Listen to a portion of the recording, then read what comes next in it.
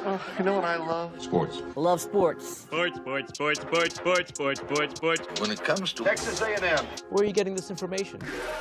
Let me tell you. Welcome to TexAgs. I need to talk a little sports with you, Ags. David Nuño here with TexAgs Radio. Billy Lucci here on TexAgs Radio. Olin Buchanan. We will develop men, we will graduate players, and we will win championships on the field. The best way for us to win is to do it together. Do you realize everybody knows who you are right now? I think we're coming into this year with a new confidence. Schools are like, we're freaking Texas A&M, man. Like, that's about as pretty a throw-catch combo as there is. I saw the safety roll, the slot fade. I knew where I needed to put the ball. You had no other option but one hand at that point. Yeah, man, 50-50 ball, I got to come down with it. You know, if I'm betting on anybody, it's the Aggies.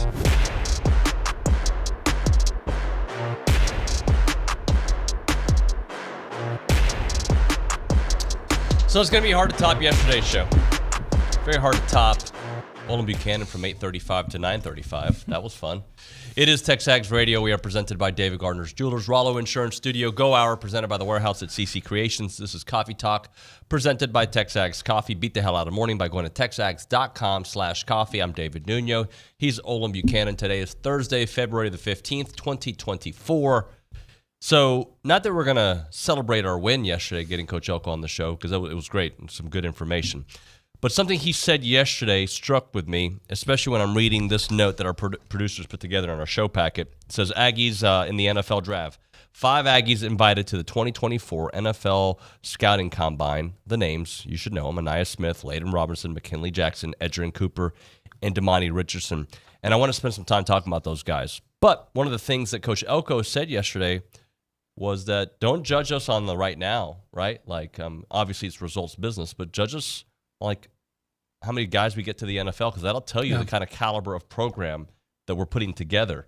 And I think, maybe my memory serves me incorrect, I think he said, you know, if we get 18 guys in the NFL draft or in the NFL, that tells you something. I'd sure like to see that number.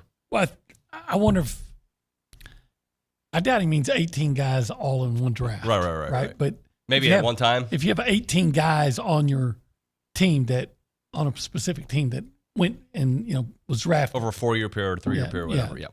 Because that's a lot. That said, I mean, there's been some drafts, A&M, you know, especially back in the 90s, we probably had 10 guys drafted. Yep. Well, in fact, it wasn't that long ago, right? It wasn't that long ago, the year with Cullen Gillespie. Yep. Jimbo's first year. But you'd like to see a lot of them in the first and second round, you know. Because I think the thing that sparked the question was, it's not just about the stars, it's about getting the right fit in your program. And then he took it and went an extension to that of how I understood it was developing these guys to be NFL players. Just because you've been anointed this 5-star who walks on water, right, does not guarantee you path into the NFL. But just because you're a 3-star does not mean you won't find your way to the NFL. You probably have it in you, and we're going to help uncover it. Yeah, a lot of times, and I've said this many times, and I believe this, those talented 3-star guys are more valuable than some, because a lot of 5-star guys show up with entitlement. Yep. Boy, don't we know it, right? We do know it. And then you get a lot of 3-star guys that show up with an edge to reprove themselves. And I think of Eric McCoy and Mike Evans and Anaya Smith, you know, guys like that. I'm not saying that all 3-star guys obviously are going to be that way, or all 5-star guys are going to be disappointing, but, you know, I could go down the list of 5-star guys here that have disappointed, and it's about as equal to the 3-star guys that have really impressed. But to me, at home with my kids, on a football field, and an office setting, it's about accountability. Mm-hmm. People will do what you allow them to do. Or won't do what you allow them not to do. If Billy was cool with me showing up and sometimes, you know, starting the show at 9:15, guess what? Sometimes I'd probably start the show at 9:15. It doesn't matter what time we start. Just do a 3-hour show. Then, you know, but there's an accountability. You have to do a certain thing. If certain players are allowed to show up late to meetings, that trickles down. Yeah, it does.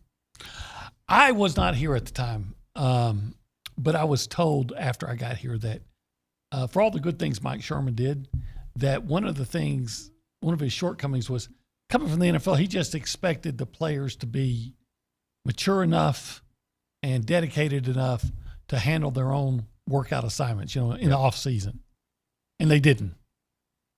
And it showed that year, I guess it was 2011, when they, I think it was about a half dozen games they lost that they blew they had the lead going into the second half or even the fourth quarter and lost. And it kind of showed.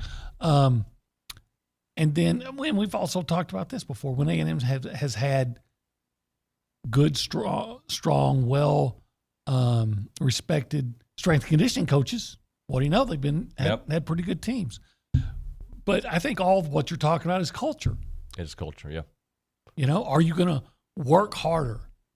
Are you going to be disciplined? Are you going to show up where you're supposed to be, when you're supposed to, where you're supposed to be, when you're supposed to be? And then do the players in the locker room not only follow that, enforce that philosophy? Hey, man, you didn't run that rep right. Let's do it again.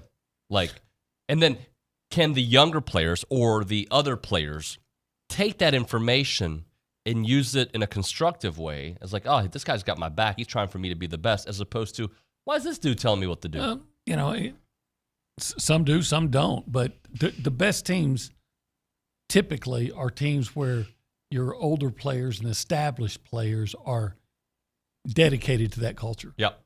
I think of basketball. I've said before, Tim Duncan, he's a guy, best player on the team. All he cared about was winning. So he's going to set the tone and everybody followed him.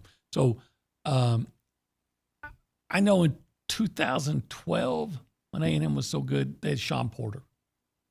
Sean Porter was a guy that was vocal and nonsense and demanding and all these things, and guys followed him. I don't think that they've always had that. No, and I think you have to recruit those kind of guys. Yeah, Tyrell Dodson was that way.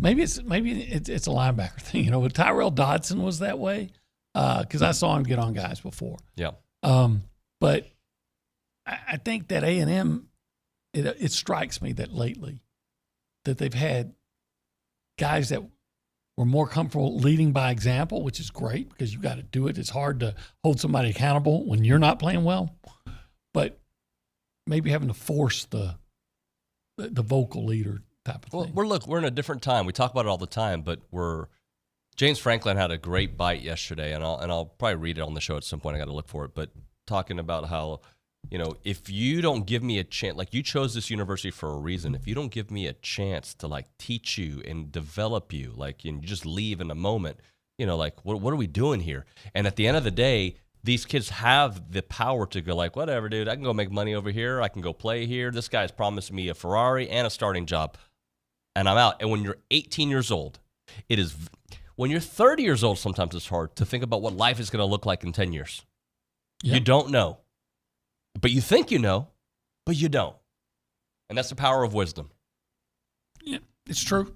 But especially the younger you are, I think the harder it is to look further down the road. But, there are certain things that I think are timeless, and discipline in sports is a timeless quality. I mean, it's always going to, no matter what the rules are changing, if you have a discipline and accountability, that's always going to benefit you as you try to win championships. We all may act like we don't need it and want it, but we all need it. I am a better person when I am focused, disciplined. I'm actually happier. And I'm talking about organized in life. When I always use the tabs, too many tabs open. When I don't have that many tabs open, or at least if they're open, I have them in the right file in the right place. I love going into my closet. This talks more about me being a weirdo and having all my red shirts in one section, all my white shirts in one section, all my there's a comfort and a happiness that I didn't know I had that in me until I got there. And sometimes you have to have that kind of discipline and accountability in all levels of life. And 18-year-olds are not, right? They got to learn it. Sometimes you got to burn your hand on the stove before you really know. But it makes a difference, and I think that's what I took away yesterday from Coach Elko. A lot of things I took away from it. But there's going to be accountability. There's a level of preparation that is needed. And I wonder, OB, if they just had a little bit of more of that, just a little bit more. I'm not saying significantly more, a little bit more if Jimbo's still not the coach. Well, if the stories we've heard, and a lot of times we've heard them from players, were true, then discipline and accountability was a major issue. Mm-hmm.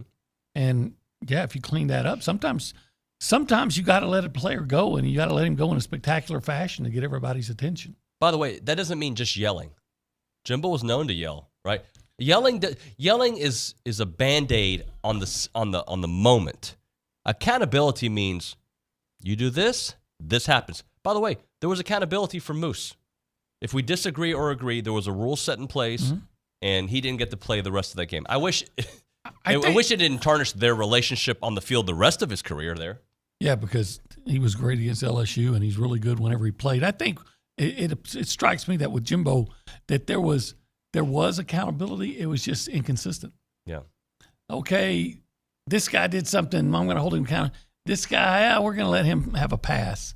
And I know that was kind of the case in 2012 as well. Yeah.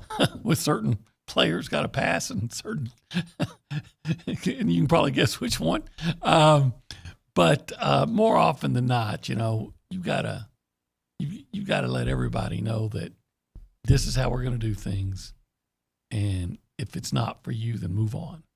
So the names that I see here for the Combine and NFL hopefuls, all are names to me that I feel like can follow the rules, were accountable.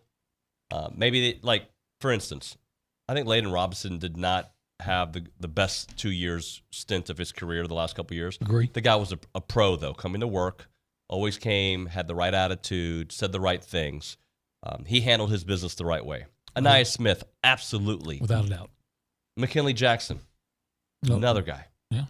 Edge Cooper. Edge, to me, is what coaching, because I'm going to give DJ Durkin some props here. I know that we have some issues philosophically when it comes to his defense, but I'm going to give props to the linebacker core because Edgerrin Cooper took a huge step up last year, and some of that has to go to coaching, and some of that is Edge Cooper found a way to be Edge Cooper again, right? Or beyond what we had seen. But he went about his work the right way. And Damani Richardson went about his work the right way. Yeah, we've never heard anything about any of those guys being problematic, right? All those guys have been guys that were good football players. I don't know how good of leaders they were because, and again, I don't know if they were the vocal guys or not, but good players that seem to be at least dedicated to trying to make this a winning program. Richard Zane says having a color-coded closet does not make you weird. Mine is also organized by color. Yeah, see, mine is not. It's barely organized by garment, but you tell me where to be at a certain time. You'll be there early. I'll be there early every single time. If the flight is 7 a.m., OB says, right after the game, we're going to the airport, buddy. All right, maybe not right after you write your column. So, anyway. All right, if you want to be part of the conversation this morning, you can do it a couple different ways. You can call us up. Hey, we'll talk to you. 979-693-1150. What do you think about accountability? What you heard from Coach Elko yesterday? I want to hear from you. A lot of stuff on the boards. We want to hear it on the radio show. 979-693-1150.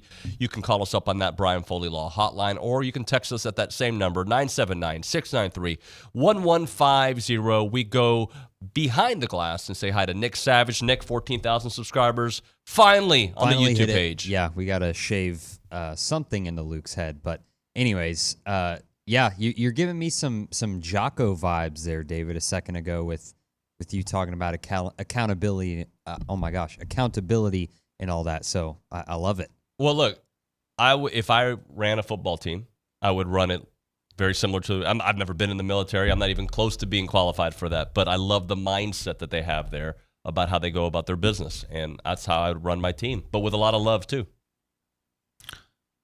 Which is the military, by the way.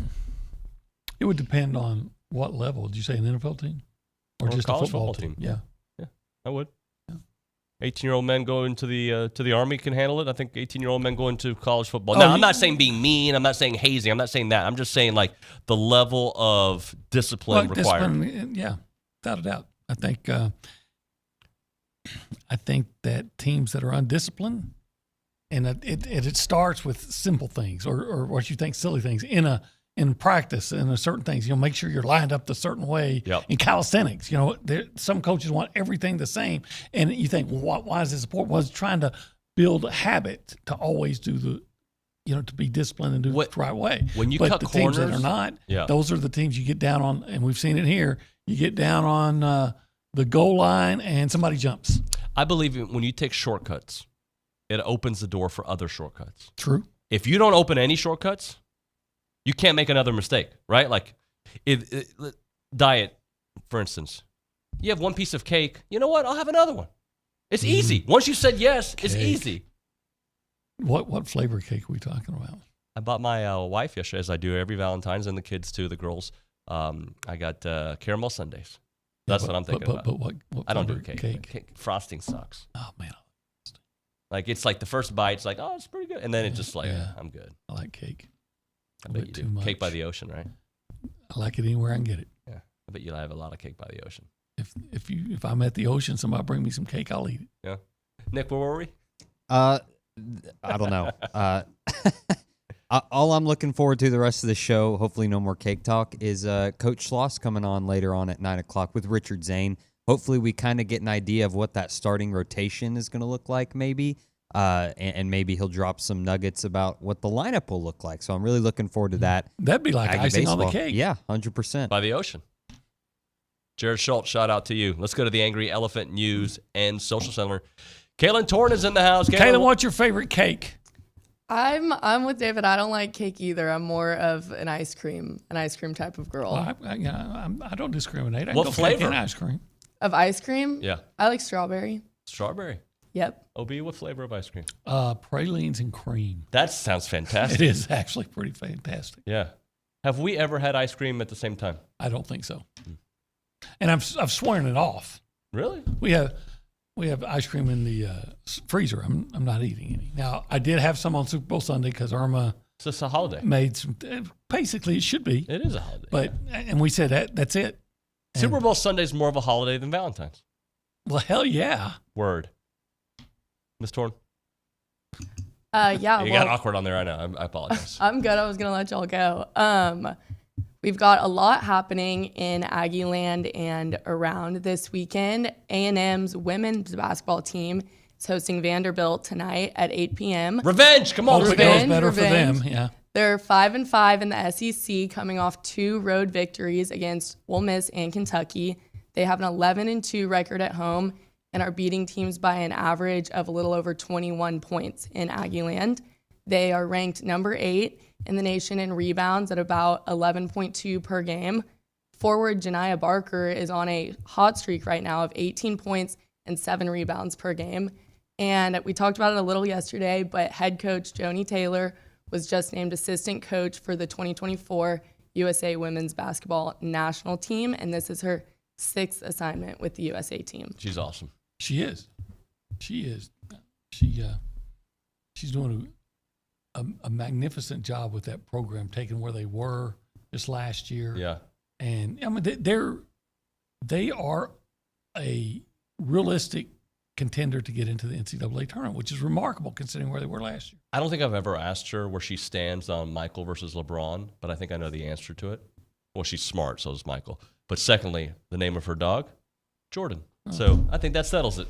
I bet you should take Jagger over Timberlake as well. You know what? On the cool factor. I don't think she will. Okay. I don't think she will. My generation, even though that video that we both saw was terrible, JT, I think my generation still go. Oh, let's ask Caitlin. She doesn't even know who Mick Jagger is. Well, then he's not that cool. I know who he is, but I probably would go Justin Timberlake. Thank you. Yeah, that has nothing. But she's not basing it, I'm sure, on yeah. It's got to cool be. It's got to be a generational thing. Is JT cool? I think he's cool. I like him. Yeah, he looked real cool on Punk'd. See that when he wanted to fight people? And he got upset and he called his mother. That wasn't so cool. I'm sure Mick Jagger's just a great fighter. Mick Jagger doesn't have to fight.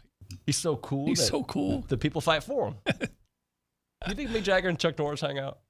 I would think Chuck Norris probably listens to a lot of Mick Jagger. Yeah, probably so. I didn't have a comeback for that one. You're probably right. We're going to hit a break here. When we come back on TexAgs Radio, I got some other things to get into. Rick Barnes is still complaining. Is he? What's he complaining about now? Yesterday, he complained about the Buzz Williams thing, about walking on the court. Like, it's still a thing. But by the way, it should have been a technical foul. Should have been. But I'm surprised it didn't get called. Not that it was going to matter in the outcome of the game. No, but he's still complaining about it. Like, just move on, bro. Maybe we'll talk about that. We just kind of basically did. Right now, the Troubadour Festival time. They're coming back. A Texas barbecue and music experience returns to A&M's. You're going to get some tickets? Yeah. Aggie Park, Saturday, May 18th, and this year's event is bigger and better. Troubadour Festival bringing you together 35 of the best barbecue joints in Texas for you to indulge in the unlimited samples of their incredible smoke creations, and you can't forget about the music. There's live country music on 2 stages, including this year's headliner, country music icon, Travis Tritt Brown. I'm kidding. Yeah, Travis Tritt. Here's a quarter. Call someone who cares. He'll be joined by Texas country legend Pat Green. I love Pat Green. William Clark Green. His cousin. I think. Are we discussing here? All right, the Red Clay Strays. I thought it was going to be the Green Clay Strays, but okay. Cameron Sackey Band.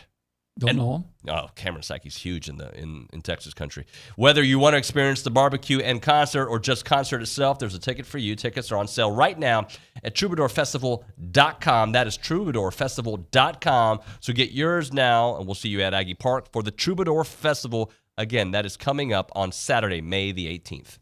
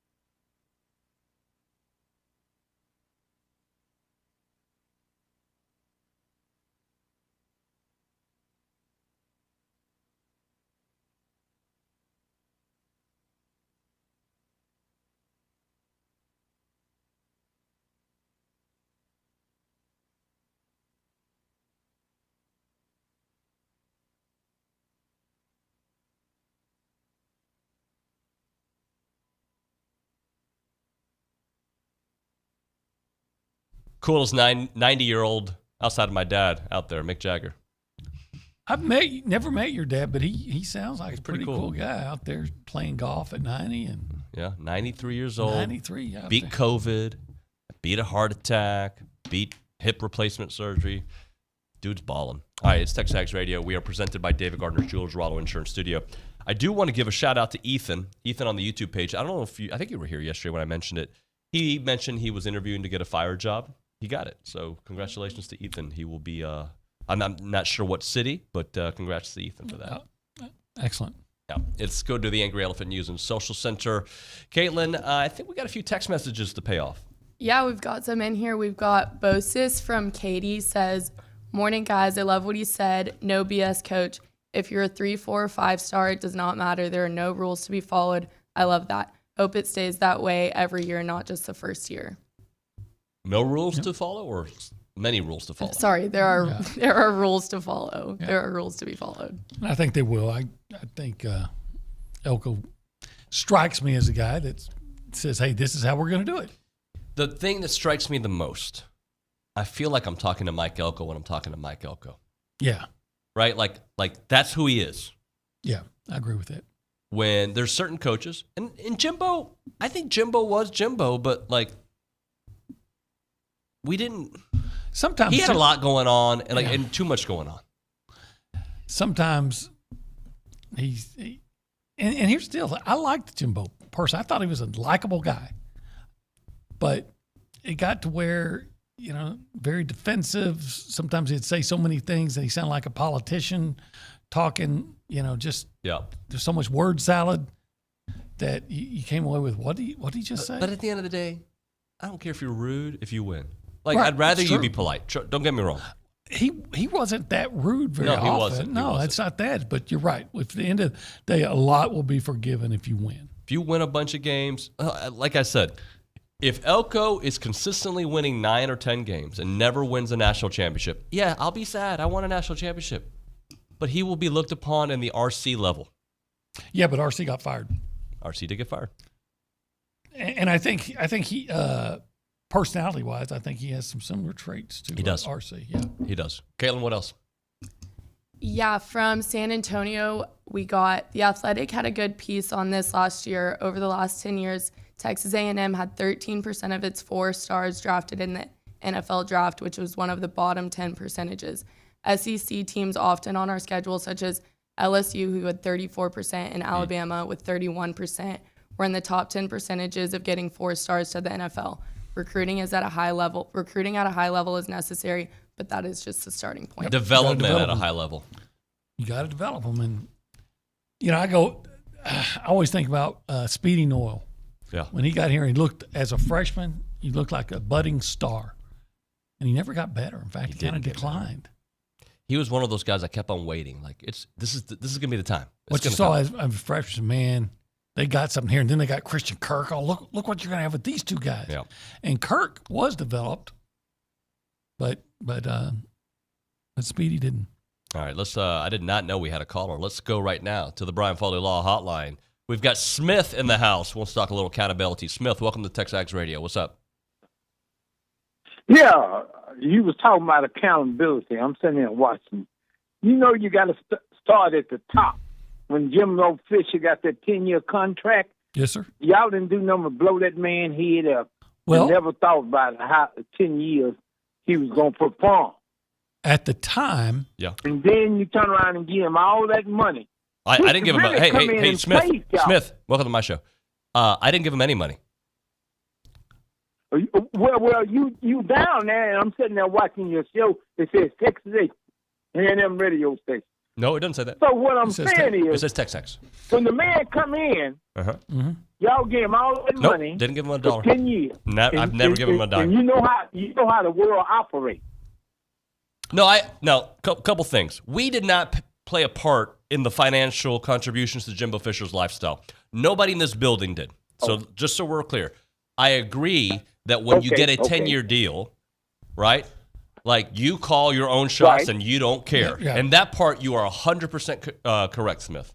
I thought that I understand why they Ross Bjork gave him the extension.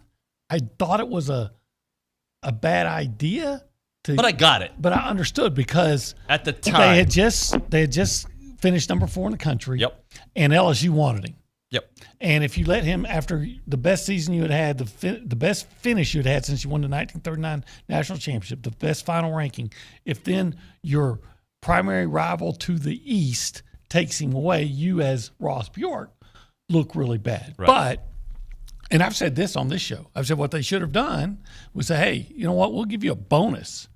But if because you still had 7 years left on that original deal, if 7 years at $7.5 million and us building everything you've asked for and giving you everything you want isn't enough to keep you here, well, then best of luck. Well, Smith, I'll say this. At the time, it made sense, but it was the wrong decision. Just like Mike Elko yesterday saying he'll be graded on how many guys he gets to the NFL along with his wins, right? So at the time, it made sense. 3-4 years later, no, terrible decision. And the original contract, Mr. Smith, I think was okay because you identified the guy that you thought could be to get you to where you wanted to go, and for the first 3 years, it looked like it.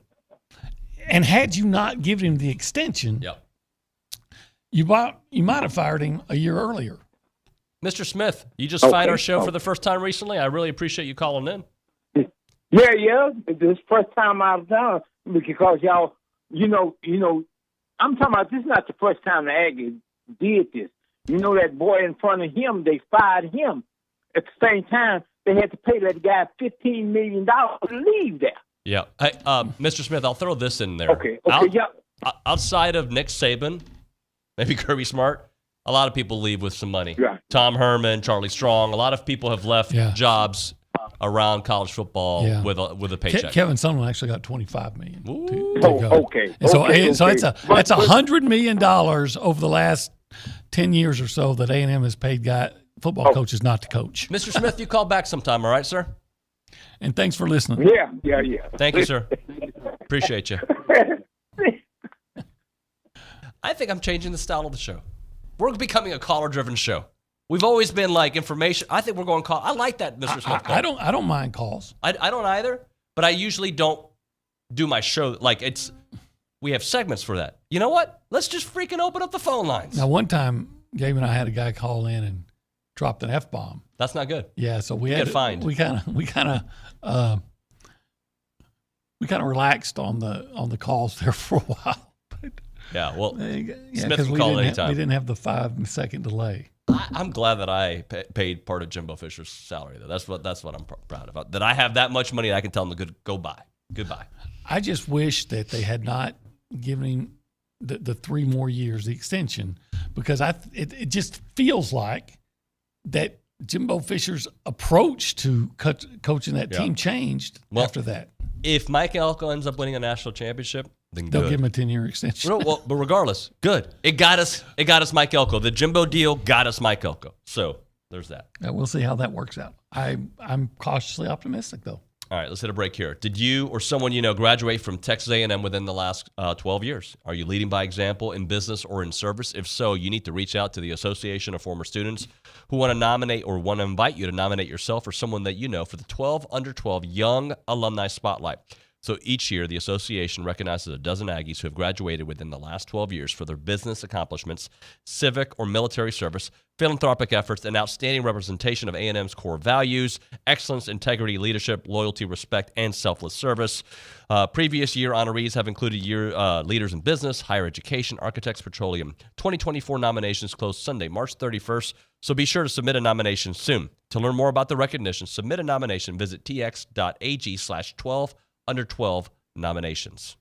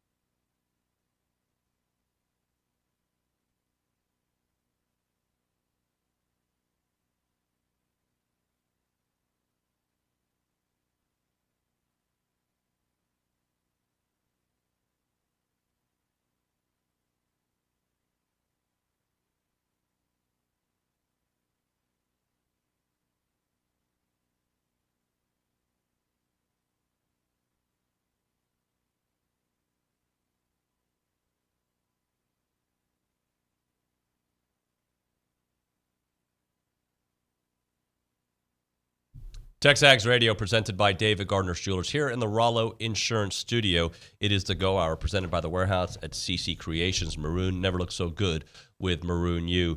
OB, let's go to the Brian Foley Law Hotline. That's where we're joined by our QB1, Paragon Financial, Stephen McGee. Stephen, good morning, buddy. How we doing, fellas? Well, good. I don't know if you got to hear the tail end of the last segment, but we had a caller call in, and if for a moment it felt like the Feinbaum show. It was cool.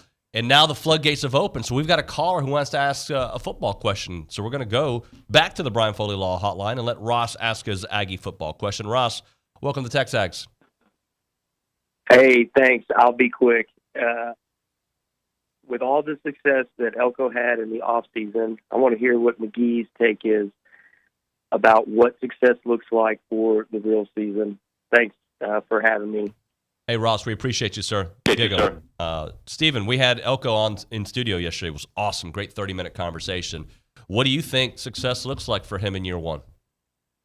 You know, prior to the transfer portal haul, I thought success could be 7-5, quite frankly, because I felt like the team that was going to start, August 31st against Notre Dame was the one that was out in the field against Oklahoma State, minus 2 key starters, obviously, or 3. And 1 being your quarterback. So I get that we would be a little bit better than that, but I just wasn't too optimistic. But with that transfer portal haul, I now have my expectations a little bit higher. And I think we've discussed this in the past, and I think it's really changed the college football landscape with the transfer portal, is that now a new coach, where in the past it was difficult to rebuild the program with your DNA and your identity. You're a pro-style offense. You got to get a fullback. You got to get a quarterback that fits your system. Defensively, you've got to get, if you're a 4-3 team, you got to have that great Mike linebacker, or Will linebacker that can run. So you got to build it out, right? And it just doesn't happen day one. And so there's that transition period that can be slow. But with the transfer portal, I believe now a new staff can come to a program and have a real contender in year 2. Next year, the schedule is relatively weak for SEC standards. I wouldn't be surprised to see them go 8-4. This is way too early to predict. I know a lot of things happen between now and then, but 8-4, I think exceeding any expectations would be 9-3, obviously. What are y'all's thoughts? Well, I look at it and I say, look, they went 7-6 with all the issues they had last year. 7-5 in the regular season, all the issues they had last year. You're down to your 3rd string quarterback. You're bad coaching, and you were in a position to win against Alabama, Ole Miss. You could say every game, but Tennessee. Definitely A&M, Alabama, Ole Miss, and Tennessee. And you could make the argument Miami and LSU as well. And I just believe that you should be better with better coaching, and that starts with Mike Elko, but it also includes your offensive line coach, your secondary coach, your defensive coordinator, your offensive coordinator. Scheme does matter, and your strength conditioning coach. I think A&M is going to be a better team in a lot of ways. So I think you should set the mark as a good season at 9 wins. I'm and an excellent season. I'm a broken record here, Stephen, and OB's probably sick of me saying it, but I know he agrees with me. It all depends, to me, on the offensive line. If they figured out the offensive line hire, I'm good. If we can get Bryce Foster, I have a role in it, Deuce Fathery, Chase Basantis, all those guys to reach the level that I think they should be able to get to, then, 9-3, 10-2 should be possible. If the O-line struggles again and we have a revolving door at quarterback because of injuries, then I don't know what to tell you. Yeah, it's a great point. And great football teams start in the trenches. And I know it's been true for many decades now. And defensive line, very important as well. I know we lost some bodies up front, key players as well. So it's going to be interesting to see if some of these young guys that have a lot of potential can step in and be key contributors. We also, get some good guys in the portal. And so those faces were all in positions where we really had needs. Linebacker was kind of scary. Tight end, what's going to happen there? Defensive backs, it's been a revolving situation at corner, right? And so I'm excited about the guys you get, and then to OB's point, the coaching effect, right? I mean, there's just, you can't emphasize enough how important it is to have good quality people that your guys believe in, and they know the expectation, and that's set from the top down, and that runs an organized program. And I really believe that Mike Elko is that. Secondly, scheme does matter. It really, really does. You can put these guys in a position to win because college systems have to be simple enough in which you can install them, and a true freshman can come in and have an impact. But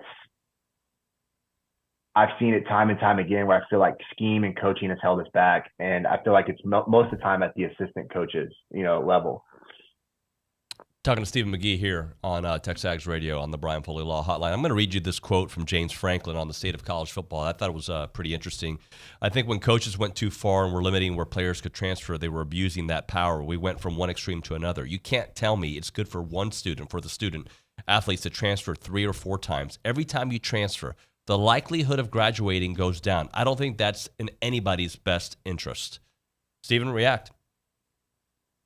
Look, y'all know where I'm going to be on this topic. I totally agree. Had this conversation many times over with people in the NIL space, and the transfer portal. It does work out for, you can point to like a Baker Mayfield, classic example, right? But for the vast majority of these guys, if you look at the stats, it does not work out well for them. To me, even if it does work out well, they're going to have a average NFL career, which is 3 years. I mean, they are in the very top 1% of all college football players if you make it to year 3 on an active NFL roster. But even then, you're not setting yourself up to retire. You don't have enough money. Like, that's just not how this game works. You have to fall back on the education. And I think we have completely missed the boat. And for these kids to not be loyal to Texas A&M and not value the degree that Texas A&M offers, I think is a complete shame, because I'm living proof of what being a Texas A&M graduate can do to you after a career in the NFL. I had the average NFL career too, 3 years and 3 weeks, and voila, life goes on. You got to do something else. And so I believe that this system has to come back to the education conversation. It is so important because the vast majority of these guys are never going to take a snap in the NFL, and they're not going to make tons of money in the NFL. Seems to me that the solution is obvious. Is that, okay, you can transfer one time without having to sit out. You make your second transfer, you got to sit out a year, like the way it used to be. Yep. But the first transfer, fine, because sometimes you lose your coach, and maybe the caveat is if the coach leaves, that changes it. But I always go back to the whole Reggie McNeil deal. He was lied to by Franchione. Yep. And he could have bettered his situation by playing for a coach that would going to put him in the offense, the system that he fit in. But he was stuck here because the coach lied to him. All right. Let's hit a break here. We'll come back with more with Stephen McGee. Brad's Running Company time, located at Century Square. Locally Aggie owned and operated. It is a specialty running store with the best selection of shoes out there, whatever you're looking for. If you're looking for Brooks, you're looking for On, for Hoka, all the top brands, you're going to find them there at Brazos Running Company. We're talking about clothes too. Birkenstock, they got Viore, one of the hottest brands out there. If you're a runner, a walker, or interested in fitness at all, the right shoe makes all the difference in the world, and that's what they have at Brazos Running Company. They got a great staff who's passionate about running and finding the right shoe for you. They'll check out your gait. They'll get you in the right shoe that fits your needs and it fits your fitness journey. Never too early to go there and start thinking about shoes for the summer, thinking about shoes for the holidays, whatever it may be. Brazos Running Company, located at Century Square below the Star Cinema Grill in College Station. Again, it's the Brazos Running Company.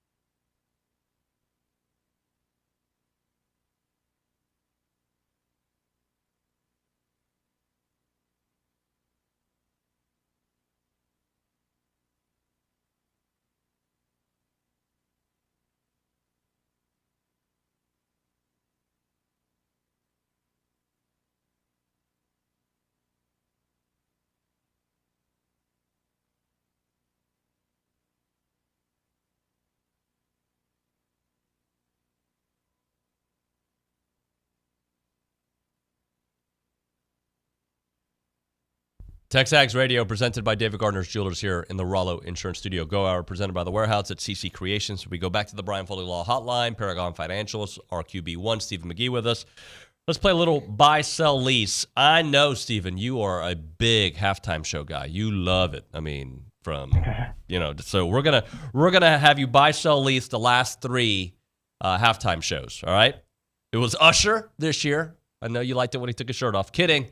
Rihanna last year, and then the year before that was the NWA reunion, Dr. Dre, Snoop Dogg, Eminem, the whole gang.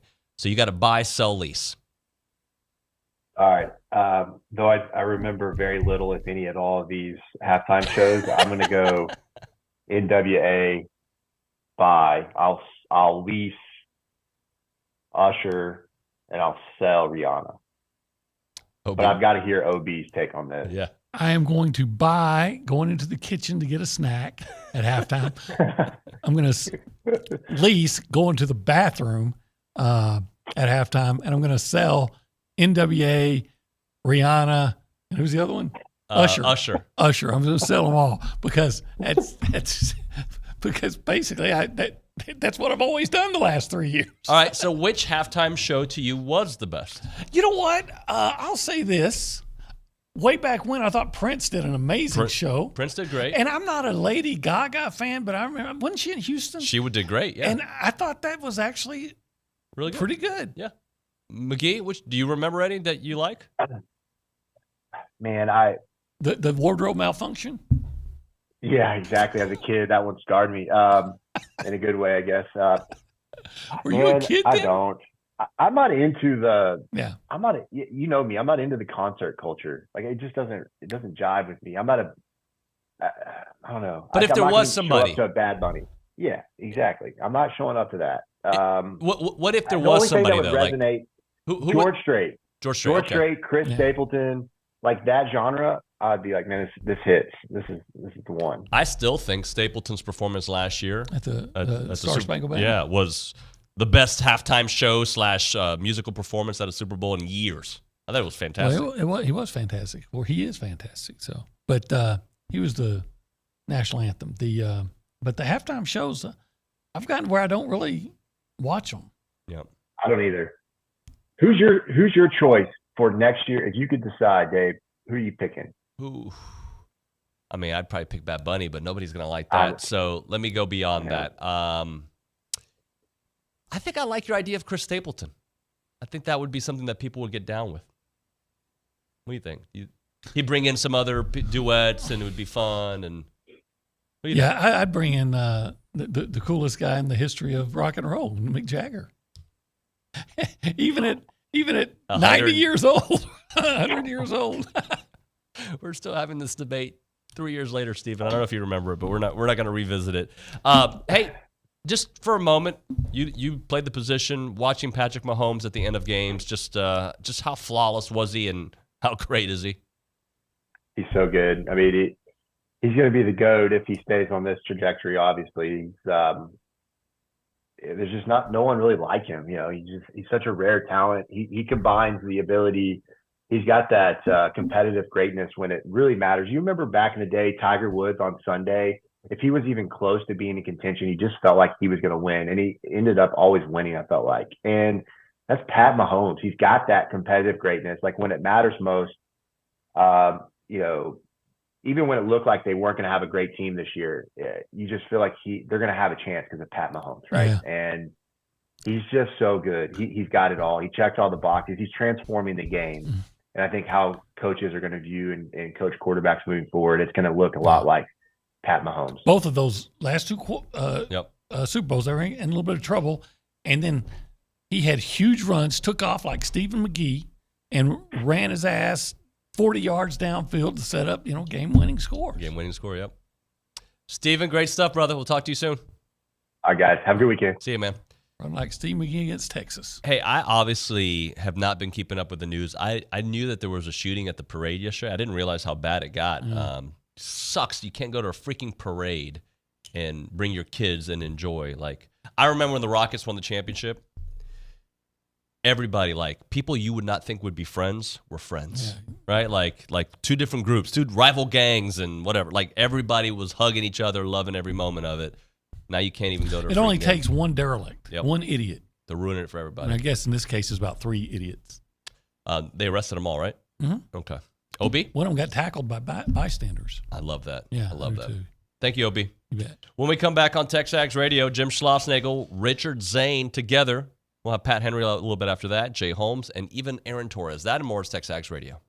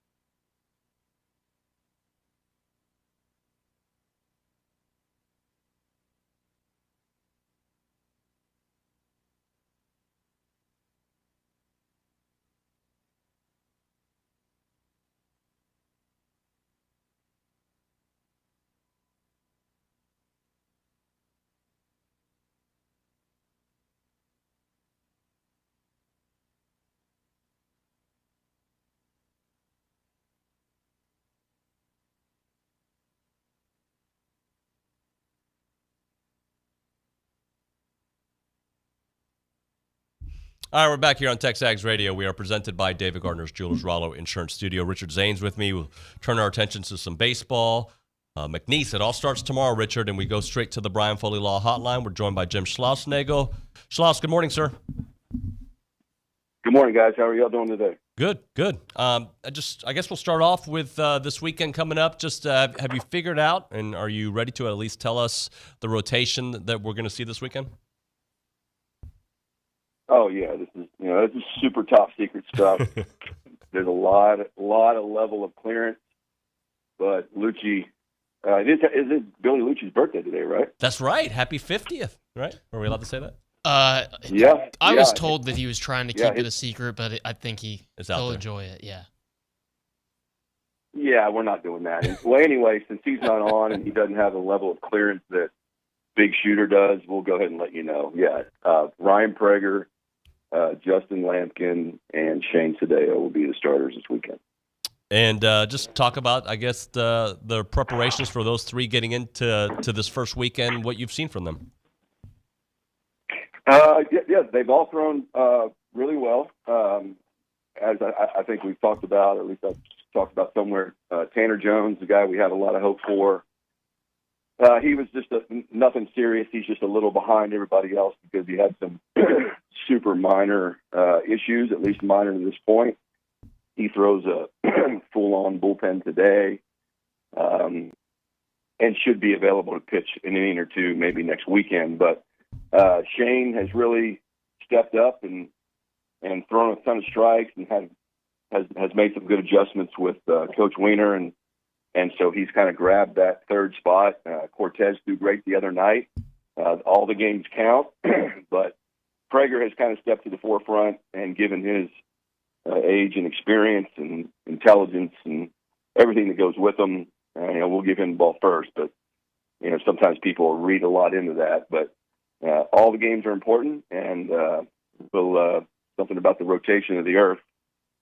Left-handers seem to get people out at a better rate than right-handers, so we'll see if that doesn't work for us. I know you mentioned Tanner earlier. Just is he somebody you think we'll be seeing here fairly soon, or we're just still a TBD with him? Yeah, I think if all things hold true, he's going to throw on the mound today at a higher rate than he has thrown in terms of effort and length, and then maybe do that one more time next week. And if all feels great, then we'll throw him next weekend. Talking to Jim Schlossnagle here on TexAgs Radio, presented by David Gardner's Jewelers. Weston Moss, I was talking to Bronny before the show today, and he didn't pitch in the fall, but obviously he's looked really good in the spring. How pleased are you with his growth, his development, and potentially his plan? Very pleased. Very pleased. He's in a group of really talented young pitchers. Weston has, he missed the fall really, really underweight, really, really weak. Underdeveloped in the weight room, but throwing hard, which is frankly, that's a revenue for complete and total disaster when your body's moving that fast, but your arm and your shoulder and everything else isn't strong enough to maintain that. That's when a guy normally will blow out. So we shut him down, let him get stronger, get caught up. He's had some really good moments. He's had some solid moments in the spring. He's been throwing strikes.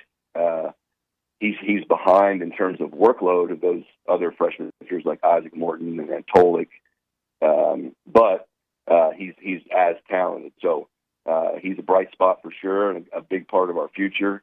And we'll look to get him an appearance here and there. That's really one of the keys to our team is can those older pitchers, Prager, Lampkin, Tadeo, Cortez, Oschenbeck, obviously, even the transfer guys who have some innings under their belt, can they kind of hold down the fort for a while and let us give these young pitchers a taste of things as they mature and get used to college baseball, and try not to be thrown into the fire too quick. But eventually, the cream rises to the top, and the guys who pitch the best pitch the most. And I don't care where you're from or what your age is. If you pitch the best, you pitch the most. Talking about health of a pitcher, I'm curious to know about the health of the rest of the ball club. Obviously, on Tuesday's open practice we saw there in that last inning, Gavin Grahovic got hit with a fastball on the left forearm. So how is he doing, and how's the overall health of the ball club ahead of opening day? Yeah. Those things are, as you're playing those inter-squad games right up close to the season, you just cringe. It's the balance of making sure they're ready to go. The whole point of us having that night practice was for everybody to see pitches under the lights, which we haven't really seen until that night. He actually got hit in the right forearm. It missed the front. I thought it got his hand, which is really scary, but actually ended up hitting him close to kind of, I guess the medical term would be the funny bone. So He hit yesterday. We gave him a day off of throwing. He should be fine. If you were there, you saw the play he made in the next inning. It's weird how when a guy has an injury like that, the ball seems to find you to test you on what you're hurt. He threw a rocket across the field. I don't think it felt that great. But if anybody who's played baseball or who's ever banged their elbow right in that spot, that can be pretty sore for a while. So we'll have him probably play catch today if the trainer feels like he can, and then be ready to go tomorrow. But I think overall the health of our club is solid. We still have one more day of practice. But we also know that injuries are part of the season. And if we have to have every single player, or at least every single of the front-end players be healthy the whole season to have a good season, then we're not going to have a good season because that just doesn't happen. I mean, part of, a 60-plus game schedule, or hopefully 70 games, is you're going to have to endure that. And that's why you need everybody on the club to be ready to go. Schloss, I want to talk Travis Chestnut for a minute and the way he can potentially impact games at the end because of the speed he brings, the chaos potentially when he's out there. Yeah, it's Travis is a very dynamic player once he gets to first base. He's a good defender in center. He's actually a really good second baseman. But you can't steal first, and that's the challenge for him is getting on base. And I think if he were in a program that didn't have 2/3 of its outfield, at least at the moment, potentially first-round picks at some point in Jason and Braden Montgomery, then there would be more opportunity for him. But it's a long season. There's no question, just like you just stated, he has a very defined role, whether it be on the bases or maybe come in and play defense in the outfield and move some guys around.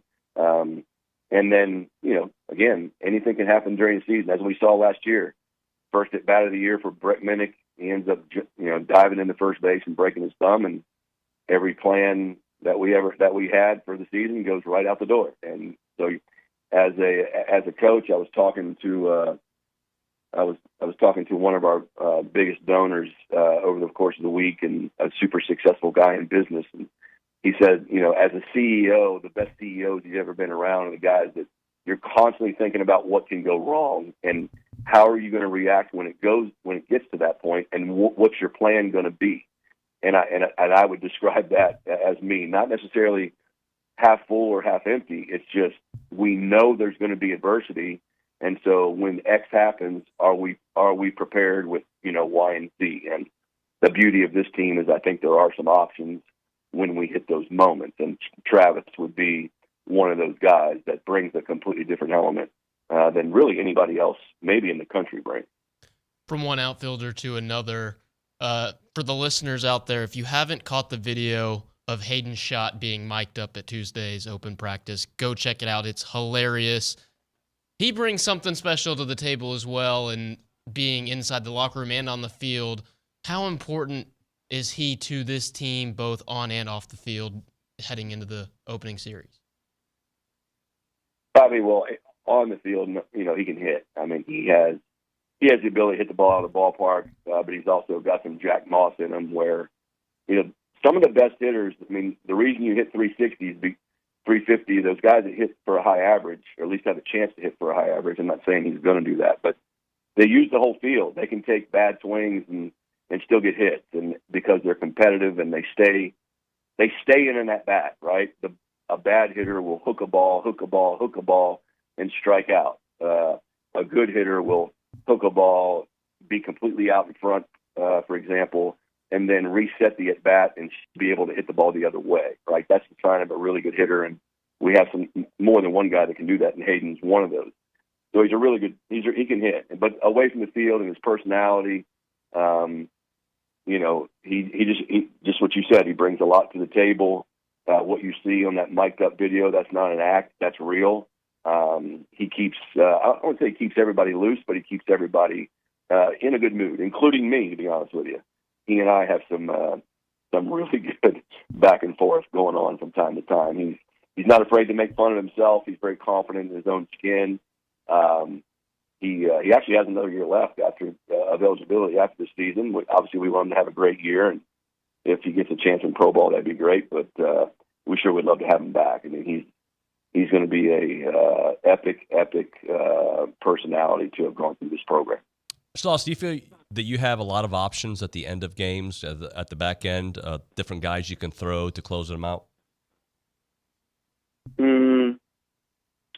I think, yeah. I mean, sitting here on paper, I think a lot of coaches would say going into the season, you think you have a lot of options, but you never really know till you play the games, right? And one of the challenges of this team, of every team, but especially of this team, is are you ready to go when your time is called, right? So, guys, we're playing inter-squad. That means everybody gets to play. A lot of guys are getting to pitch. Well, now it's going to get to the point, we play 4 games a week. That's roughly 36 innings, barring extra inning games.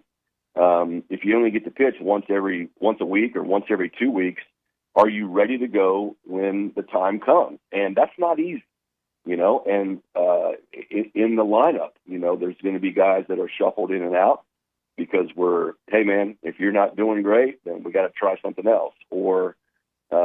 And there's also going to be players that we ride a little bit longer. And the same thing would be with the pitching staff. But to answer your question, yes, there are guys there at the end. I think Brock Peary, transfer from Arizona State, he's a unique guy that throws some underneath. He's going to be able to get a lot of different outs. I think Troy Wantine can pitch at the end of games like he did for us last year. We have some freshmen. I'd rather not throw them out there with the game on the line for the very first or second time in their college career. But you can't deny their talent. Guys like Isaac Morton, Caden Wilson, people like that. Zane Badmiev, and then Peyton Smith is a very unique pitcher, transfer from DBU. But with the exception of Badmiev, those are all guys that are super inexperienced in Division I baseball. So, yes, there are options, but we have to play the games to see who those guys are going to be. Speaking of all those options and guys needing to be ready to go when their number's called upon, someone who is seemingly always ready that you didn't mention was Evan Aschenbeck, and he was just named to the NCBWA Stopper of the Year preseason watch list. Given that you've got so many more options this year, what is the plan to utilize him, and how much of an impact pitcher will he be out of your bullpen? I've said before, the best teams I've ever been on, they have what I would call all-time pitcher. Like when you're a kid and you're playing kickball, I know people still do that, or you're playing wiffle ball and you scream out, "I'm all-time pitcher." The best teams I've ever had, they have that guy. Jacob Palish was that for us my first year here. He could come in the 4th inning and get you 3 or 4 innings. He could close the game out to go to the College World Series. And Evan has done all of that. So ideally, what we'd like to be able to do is not have to use him as much, or when we do use him, it's maybe in a little bit shorter stints. The average start in the SEC last year, and that includes Paul Skeens, a generational pitcher, is 4 2/3 innings. Starting pitching, and sometimes I have to get over this in my own mind. The days of a guy going 6, 7, 8 innings, they just don't happen. The players are too good. The analytics are available. It's just really, really tough. And most young pitchers today, amateur pitchers, they throw harder, but they don't throw enough strikes. So therefore, they throw more pitches in a shorter amount of time, and they can't get through 5 or 6 innings. So that's where a guy like Aschenbeck comes in. Badmiev is a strike thrower from the right side that I think could give us a little bit of length, not as much as Evan. But Evan has extreme value. He could start a game if we had to do it, but his best value is going to be, picking somebody up in the middle of the game. And if he's fresh and ready, then obviously he's incredibly trusted. So if I had to get 3 outs in the 9th right now to go to the College World Series, Aschenbeck would be at or near the top of that list. Talking to Jim Schlossnagle here on the Brian Foley Law Hotline, TexAgs Radio. Let's talk about McNeese and some of the challenges they may present this weekend. Yeah, they have 2 really good returning left-handed hitters, a guy named Duhan and a guy named Hex, that are super talented. They bunt, put a lot of pressure on you with that. Hex can hit the ball in the ballpark. Outside of that, they have a lot of new guys, and their head coach, Justin Hill, really knows how to play winning baseball. This team won more than 35 games last year. In my last year at TCU, we played them to open the regional. So I actually interviewed to be the head coach at McNeese State twice and they didn't pick me. I finished second to Mike Bianco, and I finished second to a guy named Todd Butler. So it's always been a winning program. They've had a lot of turnover on this year's team. They steal a ton of bases. So it's just going to be one of those clubs that we're going to have to play well to win. And the game doesn't know who you are, what the name is on your jersey. The game knows who plays the game the best, and we'll have to play it the best to win. But I'm excited to get going. I think our weather looks like it's going to be okay for tomorrow. Saturday might be a little chilly with that north wind, which definitely changes the game. And Sunday looks to be solid. So for this time of year, I think our weather is going to be about as good as you could ask for. So hopefully the 12th man will show up. We have some great crowds and get off to a good start. You mentioned the 12th man and playing in that ballpark. Coming into year 3, you've got a bunch of new guys on the roster. What have you been telling them about just how special it is to play in front of this atmosphere and this fan base? I don't think I have to tell them. They see it. You know, today's age, you see it on social media, or those guys have been in our ballpark to watch us play, or they watched on TV. But you know, being in the batter's box is way different. So those 2 fall games help. There's no doubt about it, because we always get great crowds for our fall games. So that helps a little bit. I think you were there you've been there a few times when I'm pumping crowd noise through the sound system to try and speed up their heart rate and try to make it more game-like. But it's never like the real games, and that's why we just have to get in the games. And a guy like Gavin Grahovic, who's super talented, his heart rate's going to be sped up. You know, Lavalette was talking to me yesterday about it. He's like, "Yeah, man, I still get sped up, but I thought I knew what I was, you know, getting into when I played my first game last year against Seattle University, but I never really knew. So we just got to play, and we're going to have to ride through the ups and downs of the season. But handling the crowd but being in front of your own crowd to start the season is obviously, I think, better than having to go on the road. So we'll see where it leads us. Schloss, thanks so much for your time. We'll talk to you here next week. All right. Appreciate you guys. Gig 'em. Jim Schlossnagle. We'll see him at the ballpark, too. But on this show next week. Any takeaways? It's good to hear that Gavin Grahovic's healthy. Yeah. All left-handed starting rotation for opening weekends. Very interesting, but certainly 3 capable guys. Yeah, there's a lot to take away anytime Coach Schlossnagle talks. Yeah. He's so awesome to hear from. He gave us some really good analysis and info. Thank you, Richard, for joining us here. Of course. When we come back on TexAgs Radio, Pat Henry going to join us. Right after that, we're going to have Jay Holmes. And right after that, we're going to have Aaron Torres. And right after that, we're going to have Logan Lee. And right after that, okay. You get the idea. Right now, if you're sick and tired of achy joints and dread the idea of surgery, you need to say, you know what, I'm going to pause on that whole surgery talk and call our good friends at QC Kinetics, because they'll take care of you. The state of healthcare is always changing. The old ideas like steroids and surgery are no longer your only option, friends. Regenerative medicine at QC Kinetics is transforming lives with innovative, non-surgical, drug-free treatments that deliver lasting results. You need to jump on this right now, because if you've got pain, you want it to go away, and they will help you get it away. Knee pain, back pain, shoulder pain, arthritis, any kind of injury out there. Don't let that pain keep you from living the life that you want to live. Living the life that you should be living out there. QC Kinetics advanced state-of-the-art treatments harness and direct your body's natural abilities to restore and repair that damaged joint tissue. Revolutionary approach that can get you moving long-term with no downtime. Make 2024 the year that you reclaim your mobility, reclaim your independence, walk and run and play and live without the danger of trauma or surgery and without the harmful drugs. Call QC Kinetics right now for a free consultation. That phone number is 979-452-6000. QC Kinetics. 979-452-6000. That is 979-452-6000.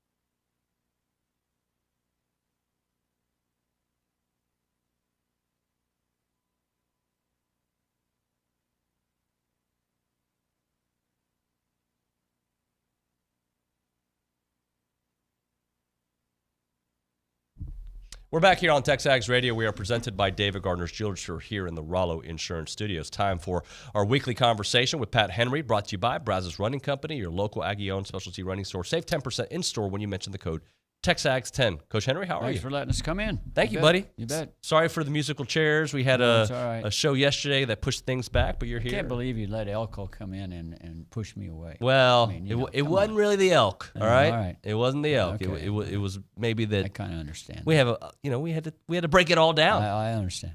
Hey, so how are you feeling about things? Good. We're good weekend. This is an off week, competition off week. Of course, we're training, but SEC's be next week, and so this is preparation. Well, my guy Casares went to Boston, and I know a bunch of the others went to Clemson. How did that go? Real good. Yeah. Clemson meet. We had our high jumper Lamar Diston took over the lead in high jump in the United States, and has the number 2 jump in the world right now. Not college kids, all people. Right. And we had a short hurdler. Both of these people were SEC athletes of the week. This Jaquay Scott, he is one of our short hurdlers, and he ran 760. That's number 2 time ever run at Texas A&M. Wow. And so he's coming on. He's a new guy, and he's doing very well. Well, it's interesting. You bring up Lamar every time you come in. Yeah. And we've gotten used to it. That's the level that she's at. Yeah. She and that's the positive thing. There's a level of consistency. If you can continue to talk about somebody from week to week, then something is happening good. The thing I'm as pleased about as anything is that, she's healthy. That means her fall was really good. She trained hard. We start first day of class, and we never stop. And so she's trained well, and I think it gives her an opportunity to be healthy through the very demanding times of being a jumper or any athlete. You mentioned Jaquay. What can you tell me about Jaquay? What kind of tell me about his background a little bit? He's a new guy. He's a Texan. He's transferred in from a D2 school. He's a short hurdler. He runs the 110 hurdles, and he runs on my 4x4 right now. He runs. He's really a 4 or 5 guy, but this week he ran very well. And he's a 400 intermediate hurdler, so he's got great range. Big guy. I think he's 6'3", 6'4". So he's a powerful guy. He's doing very well for us. The 4x400 relays, top 8 times in the nation. Both of them did. Yeah, both groups ran better, and that's the goal. We're going to try to run just a little bit better again this next week. But we ran 3:04 low, and we ran 3:29 plus on the ladies' side. So we're coming. This is a good group of quarter milers right now. But our team as well. Our team is healthy right now. Just keep the emotions in check for another week. Don't expend everything right now. Yeah. And wait till it's time to do that, and relax, train, work hard, and hopefully everything will come together. I'm gonna try to be Dr. Phil here. I'm gonna analyze you. I feel like you're in a good place, like with the team. I'm looking at you, and I think you like the trajectory right now. Well, the group is doing well. I am pleased with our team right now. This is a tough league. I mean, this is a really tough league. We may have the opportunity to be a little bit better at the national meet than we do at the conference level, just on a depth wise. But we'll see. Mm-hmm. The conference meet comes down to I can take 27 men and I can take 27 women to the championships. So we have 54, 56 athletes on each side. So half our team's at home. Right. It's deciding which 27, which people can score at the conference meet.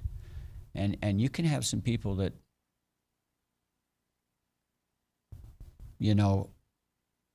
might not score at the conference meet who have a little bit of a chance to be a little bit better at the next one. So it's interesting to watch how this happens from time to time, but that doesn't sound logical, but it happens from time to time. So we'll kind of see how this group of 27 goes. Let's talk a little bit about Boston. Victor and Jonathan moving up to number 3 and 6 all time on the A&M 5000. Yeah, both of them stepped on the track, got in great competition. The distance people want to all go to one place. They all want to run in a circle, and they all want to run together. And they all want to, and it's very competitive, very competitive. So sometimes you get a great time. Our concern and my concern is are you competing? Are you beating people? Lots of times you can run a time and not beat people, but just because of the environment. So the goal is to beat people, not just run fast times. Right. This next week, Lamara, she's jumped 6.5 If she jumps 6.3 and wins, then we're good. Right. And we could even shut her down if she's winning at that point. So that goes for most every event. You have to be able to compete. It's not just about time or distance or height. It's about who you beat. And it's like the Olympic Games. Who was second in the 100 meters? We think about first. Yeah, in a week's time, nobody knows, but they know who won. David Goggins has this thing where he talks about taking souls, right? And taking souls, and I think it kind of goes to what you're talking about, of when you're running in a pack and everybody's running their best time, right? Yeah. But then you're like, later, and you take off, and then you break their soul because they were running at a higher pace than they've ever run, and you are just, now you're competing. Yeah. You got to go into territory you've never been to do that, and that takes a mental preparation, and going somewhere where you've never been before is the challenge, and those are the people that get just a little bit better, and that's what. How do you coach that? Is it just through the reps and doing it at practice? Well, repetition is how you learn skill and how you learn how to do things right. But our sport, like most sports, the mental aspect of it is just huge. It's a huge aspect of athletics, and in my sport, stepping on the track and knowing today or on the runway today, I'm going to get the absolute best out of myself. Now, I might not win it, but if I get beat, it's by somebody who beat me. Right. I didn't let them beat me. I had my best effort. I know what I've done to this point. I know where I am training-wise, health-wise. I'm going to get the best jump out of myself or sprint I can get out of myself today, and then let's see how that ranks. Can you look in an athlete's eyes and know if they got it that day? Different athletes, different eyes. Yeah. Some people are deadpanned, and some people are, you can see it in their eyes, they're ready to go, But some people got to get off in their own world. Other people need people around them. Other people need to talk more than others, so that's the dynamic that's interesting to watch. Let's close out with the SECs coming up. Yeah. Obviously, we've got some time, but just mindset leading into it. Yeah, kind of what we just talked about is that you got to keep emotionally, you got to stay in check. You can't run your race or jump this Saturday. It's next Saturday. Right. And if you sit around and you think all day long for the next 6 or 8 days about just what you're going to do, more times than not, I think that you cause yourself issues. I think you got to do your normal routines, go to class, walk, do the things that you normally do. It's always going to be a little bit more in your head, a championship, of course, but you still have to keep that a little bit in check, and then on next Saturday, everything's there and you're ready to go. That is Pat Henry, brought to you by Brazos Running Company, your local Aggie-owned specialty running store. Save 10% in store when you mention the code TexAgs10. Yeah. Thank you so much for You coming bet. by. We'll talk to you soon. Thank you. When we come back on TexAgs Radio, Jay Holmes will be here in studio. Talk a little men's swimming and diving. That and more. It's next on TexAgs Radio.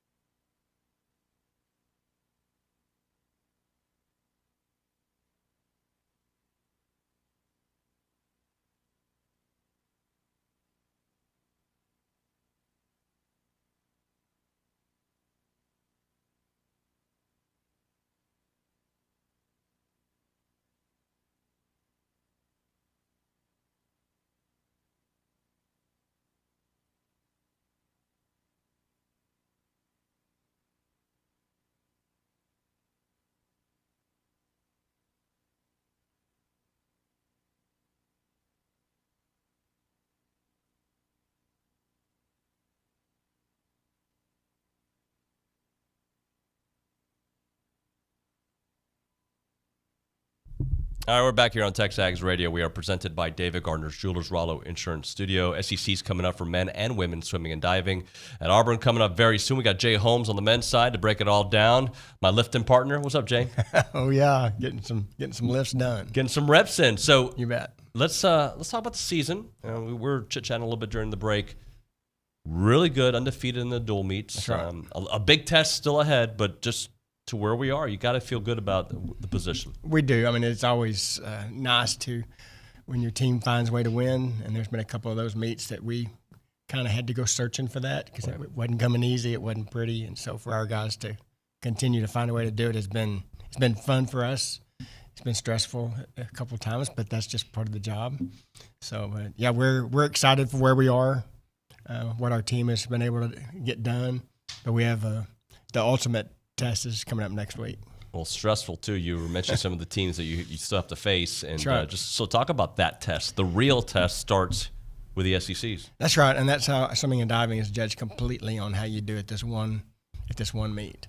And so, yeah, we've had some good competition so far, but we have yet to see Florida, and they're the defending champs by they've several years in a row. We haven't seen Auburn yet. They'll be very, very tough. We haven't seen Georgia yet. So there's a lot of teams there that we haven't seen that there's a lot of questions about how we're going to do against those teams. And so a lot of things have to happen right, but that's why we do this thing. Right. Prepare them the best way we can, and then we're going to throw them in there and see what they do. You were talking on the podium the other day about explain how it plays out because it's 9 sessions in a row. That's right. How does that work? Well, it is. It's just it's a 4.5 day meet, and so you have a morning session and an evening session, morning session and evening session, because the mornings are the prelims, and so you have to do well enough in the morning in order to make sure that you're in the right heat. If you don't do a good job in the morning, then you're sitting around in the evening, and that's how you lose. Right. You need to make sure that you're in the championship heat, and make sure that get your people in the so that they can swim at night. But it is nine sessions in a row, and it's great to have a great session, but it really doesn't make a difference unless you put 9 in a row together. Well, Baylor last year put 9 in a row together, right? He did. Now, that was really fun. He won 2 events, got second in another one. A staple in our relays. We can put him pretty much any place, and he is so fun to be around. Well, Rachel put some notes together. Diving returns his top 4 scorers from last year's meet, and they've all had a phenomenal year. Really, diving has been something that we've been able to count on all year long. In every dual meet, everywhere we went, they've been consistent. They've been, scoring really great points for us. And between those 4 guys, there's almost at least one of them that is really on. And so for a dual meet schedule, that's great because, at least one of those guys is going to be getting it done. For a conference meet, it's great to be winning events, but you need depth is what carries you at a conference meet. You need your all 22 guys scoring. So to have 4 divers capable of being great, there's not very many other schools. Actually, I can't think of another school in the SEC that has that. Maybe Tennessee might.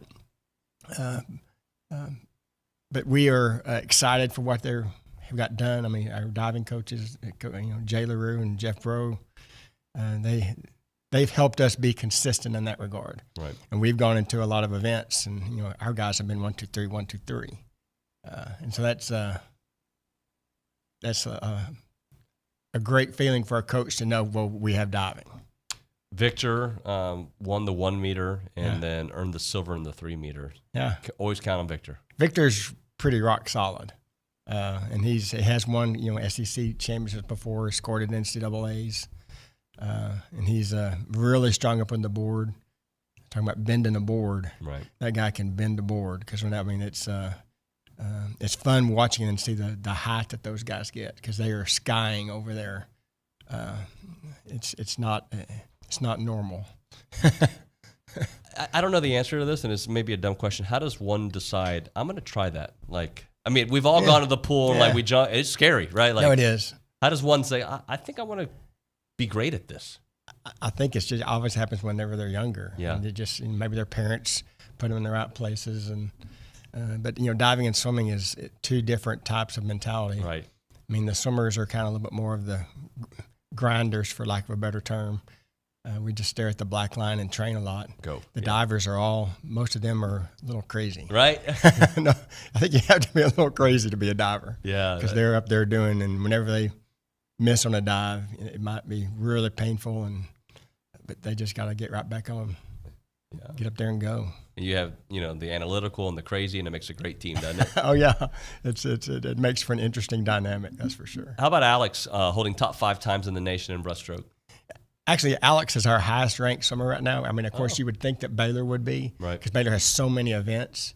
But Alex is our highest ranked swimmer right now, and so for Alex, it's always fun for us because he is an emotional swimmer. Yep. Whenever he's on, he's pretty electric. And so almost every year he struggled in the middle of the year, which is kind of because he's ranked 2nd or 3rd in the NCAA right now in an event. But there's a couple of times in a dual meet he's getting 5th. Right. Which it's almost, I can't say it's funny, but in hindsight it's just like, how can this guy be like here in December and January and all of a sudden he's here?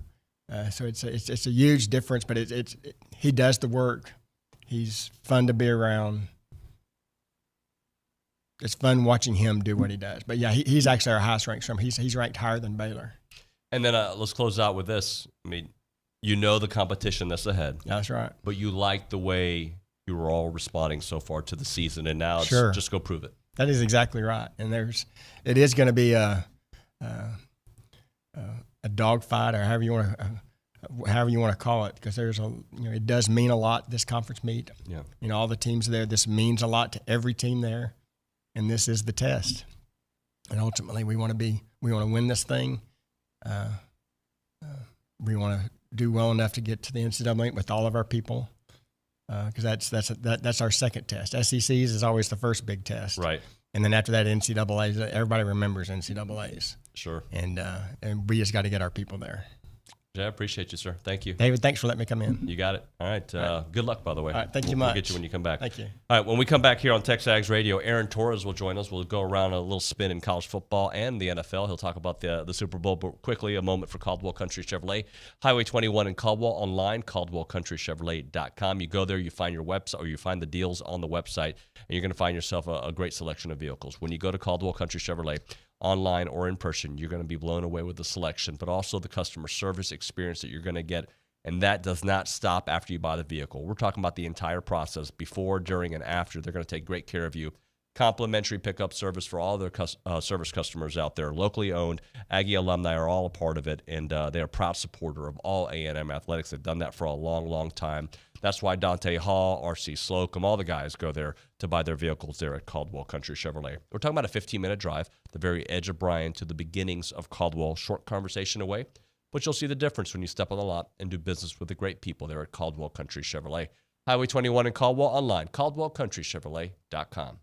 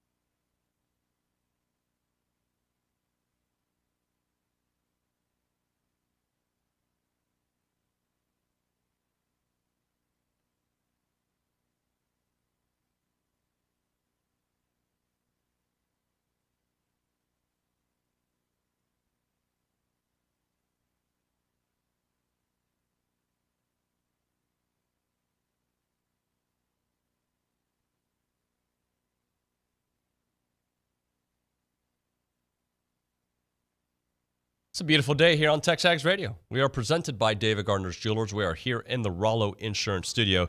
And now it's time for Around College Athletics, brought to you by Milliken Reserve, a College Station community featuring homes, trails, farms, and wide open spaces with a mission to build a healthy community around nature. Take part in the Milliken Reserve community with a Conservancy membership. Learn more at millikenreserve.com. We go to the Brian Foley Law Hotline, and that's where we find A to the T. Aaron Torres, good morning, buddy. Hey, good morning, David. You know, I'm sitting here by my phone since 7:35 Pacific, 9:35 Central, and you normally call me. You call me late, and I will say, you know, I got the late call. Emily from TexAgs, who calls me every week, told me that you need to be a little bit nicer to me, that you've been a little rough on me lately. You took a few days off when you knew I was going to be in. Now you're calling me late. We gotta talk off air about this, you know, this one-sided relationship that we're part of right now, David. Aaron, I can't hear you with the freeway traffic in the background. I'm sorry. What was that? Whoa! Shots fired. Just kidding. I'm trying to get my morning. I'm trying to get my morning steps in, and this is what Emily's talking about. You know, it's always bullying me because I'm trying to get my morning steps in. New year, new me, and all I get is criticism. I mean, well, what's going on here? I was actually kidding. I don't hear anything. It sounds like you're in a museum. Hey, there you go. I wanted to talk to you That's after. right.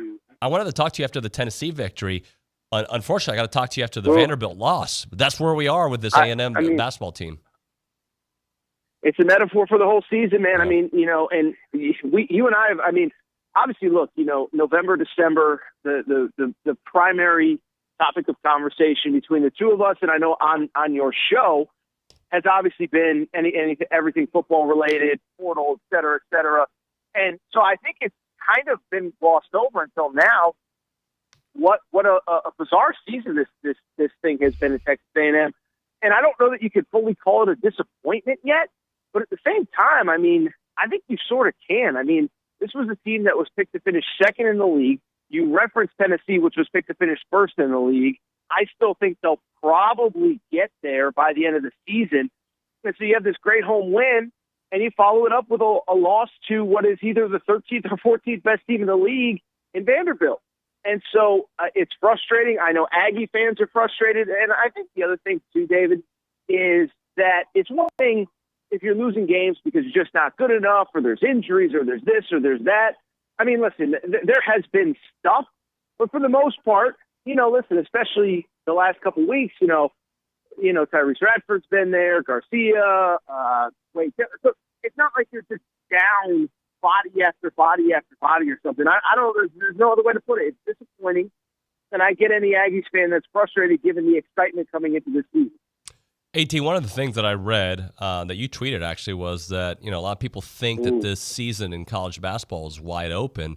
And it might be wide open for second and third place, but not for your UConn Huskies.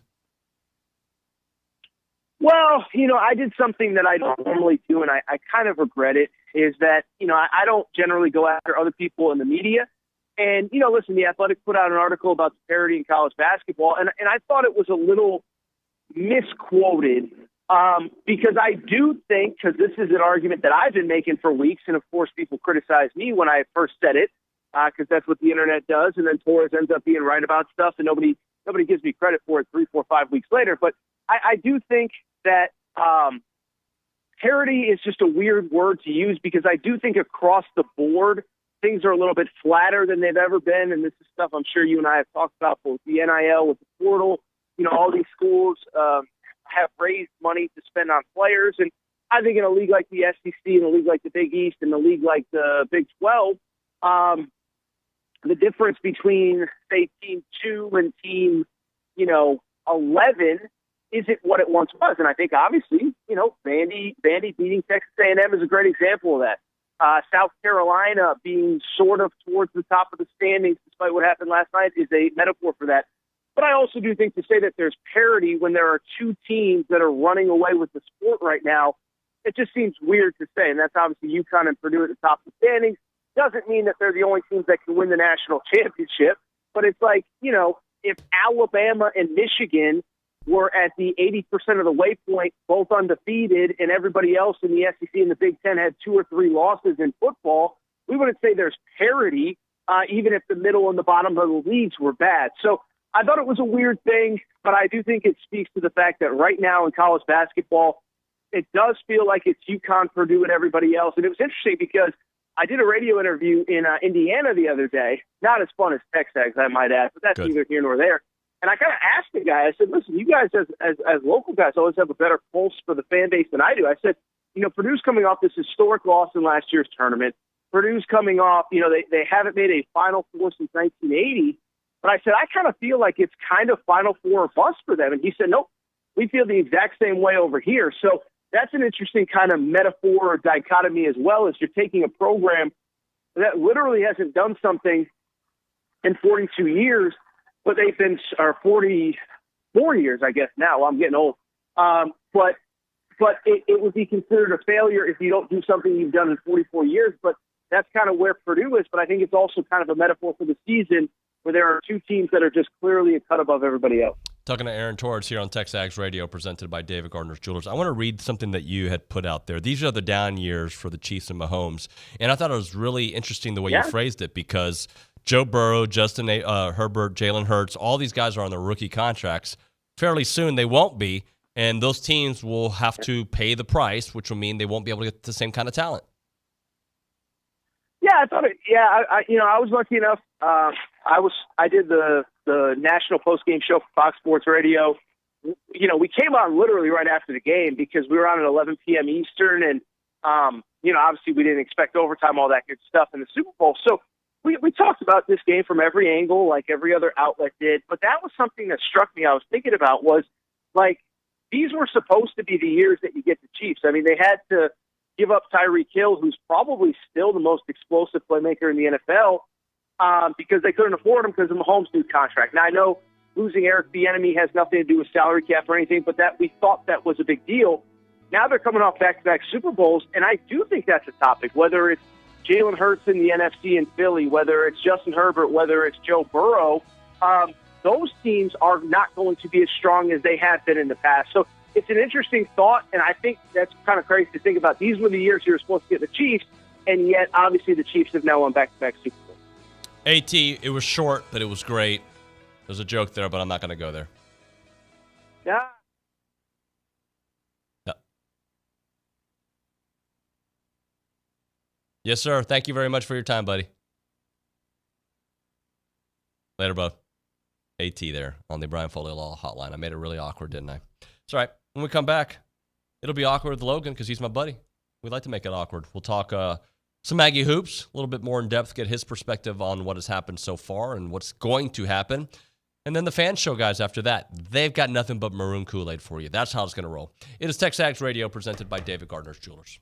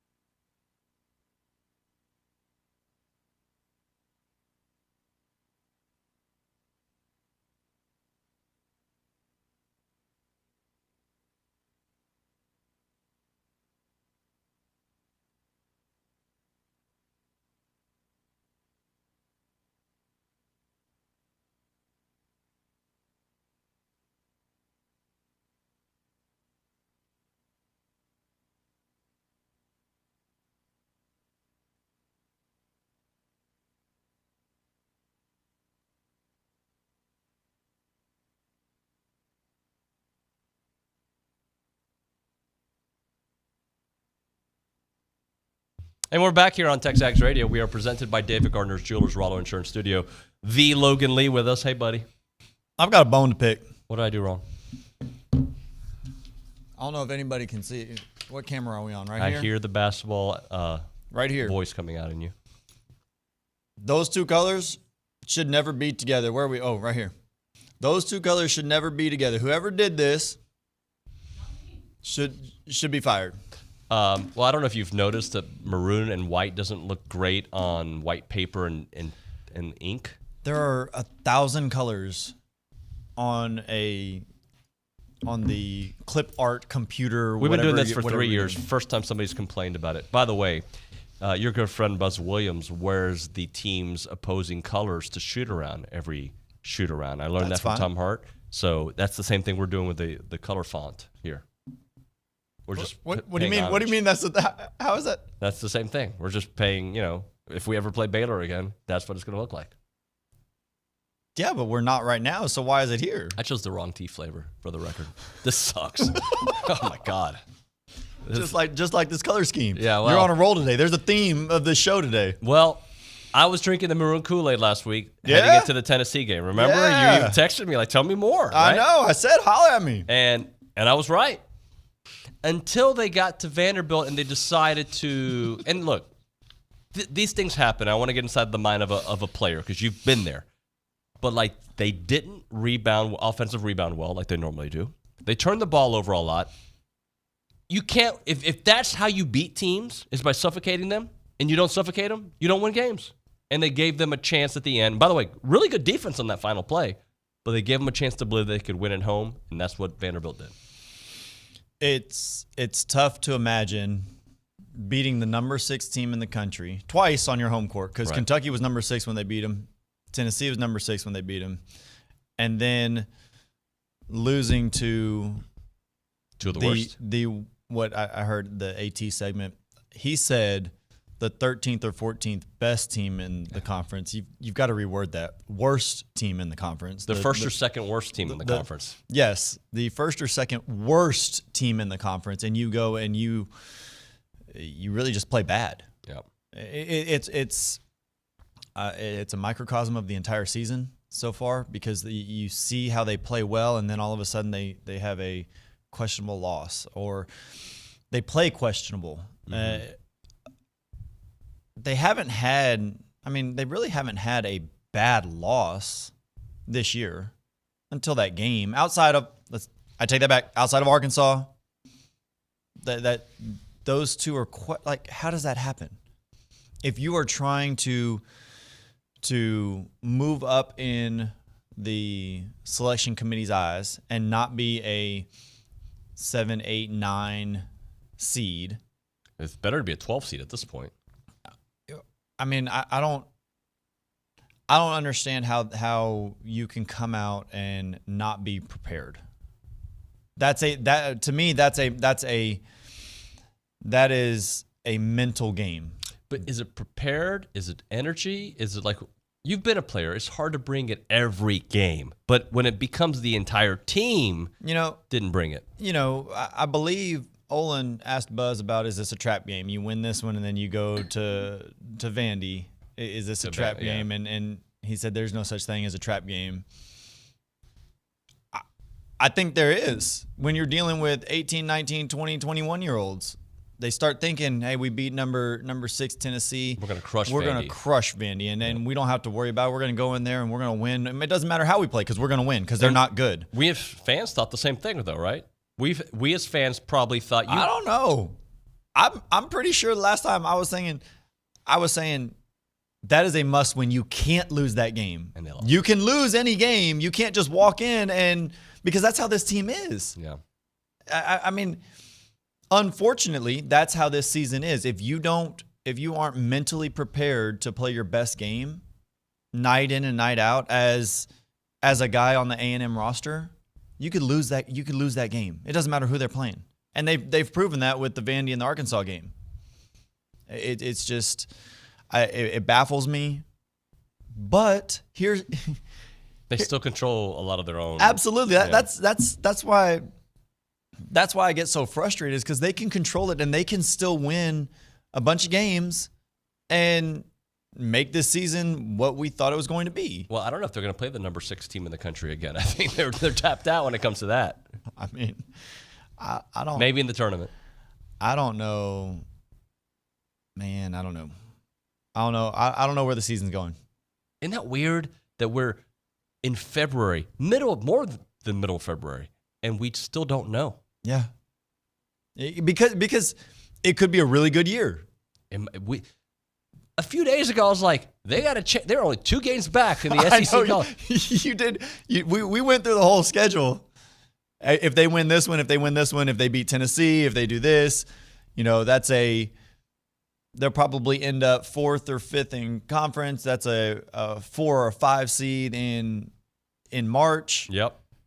However, I believe there were 2 games that we said they couldn't lose, and that was at Vandy and Arkansas at home. A team they've already lost to. Those are the 2 games that would hurt your resume in complete totality.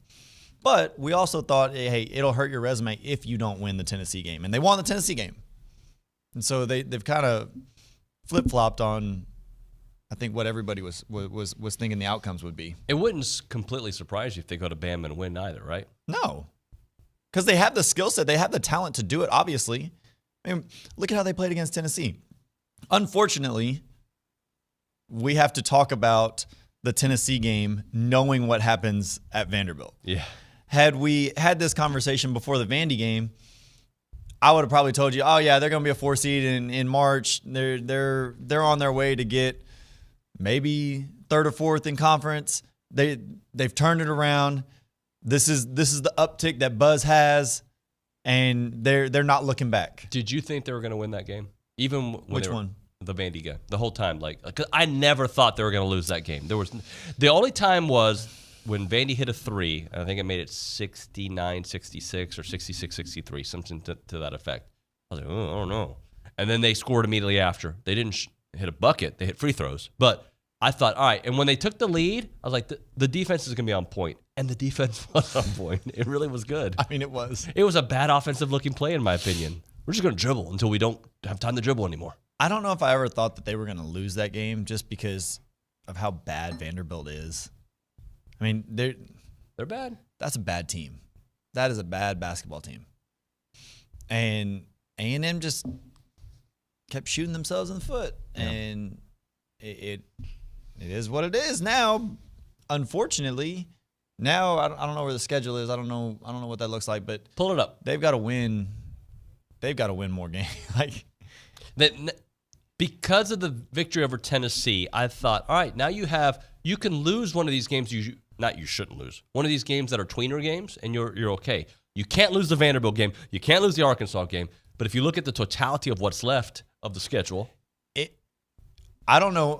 I don't know if beating Tennessee means more than losing to Vanderbilt. I think the loss to Vanderbilt probably hurts them more than the win over Tennessee. That's bad. I do. So here's the schedule. You've got at Bama, home versus Arkansas, to Tennessee. You host South Carolina, and I think that's a must win in my opinion. Man, that's a tough game too. Georgia on the road, tough. Home versus Mississippi State. It's a win. And then on the road to Ole Miss. And I don't know, like Ole Miss, what's that? I think that's a win. I think the 2 Mississippi games would be a win. You didn't beat them at home. Yeah, but I just maybe that's the hope talking, and the belief that this team is something's going to click and they're going to be able to be consistent. You look at the way that they played against Kentucky, the way that they just completely dominated Tennessee in all facets. Yeah, they did. I mean, they took care of Tennessee in every which way, choked them out, didn't let them come back. There was no, Tennessee made a run and made it close. That didn't happen. I kept on waiting for that run to happen. I thought it was going to happen too at some point. And I thought with the lead that they had that A&M was going to be able to hold on. And really, I didn't think that they were after the first 4 minutes of the second half, I didn't think that A&M was going to lose that game at all. However, Vandy changes my entire thought process of the season. And so Alabama's tough. Arkansas, you have to win. Playing at Tennessee after what you did to them at Reed Arena. That's a tough game. That's a really tough game. You win the games you're supposed to win the rest of the way at this point. We played this game last week. We'll play it again here. Yeah, but which games are they supposed to win? You're supposed to beat Arkansas. You're supposed to beat Arkansas. You should beat Georgia. You should beat Mississippi State. I mean, you should. That's 3 more wins. That gets you at 9. That doesn't get you in the tournament. You need another one. Yeah. I mean, it might get you in the tournament, but that's your whole 10. I think you're safely in. So you've got to win the South Carolina game. Just go beat Alabama, and then all of a sudden the conversation changes. And if they beat Alabama, we come back and we talk about Arkansas, Tennessee, South Carolina. Those are all games that are winnable and can catapult you into a projected seed that is. You just look at some of the losses this team has had. I know, right? Like the Arkansas loss. You know, the LSU, the first game of the season, I thought that was a really bad loss because I didn't think LSU was going to win as many games as they've won so far. Auburn was tough.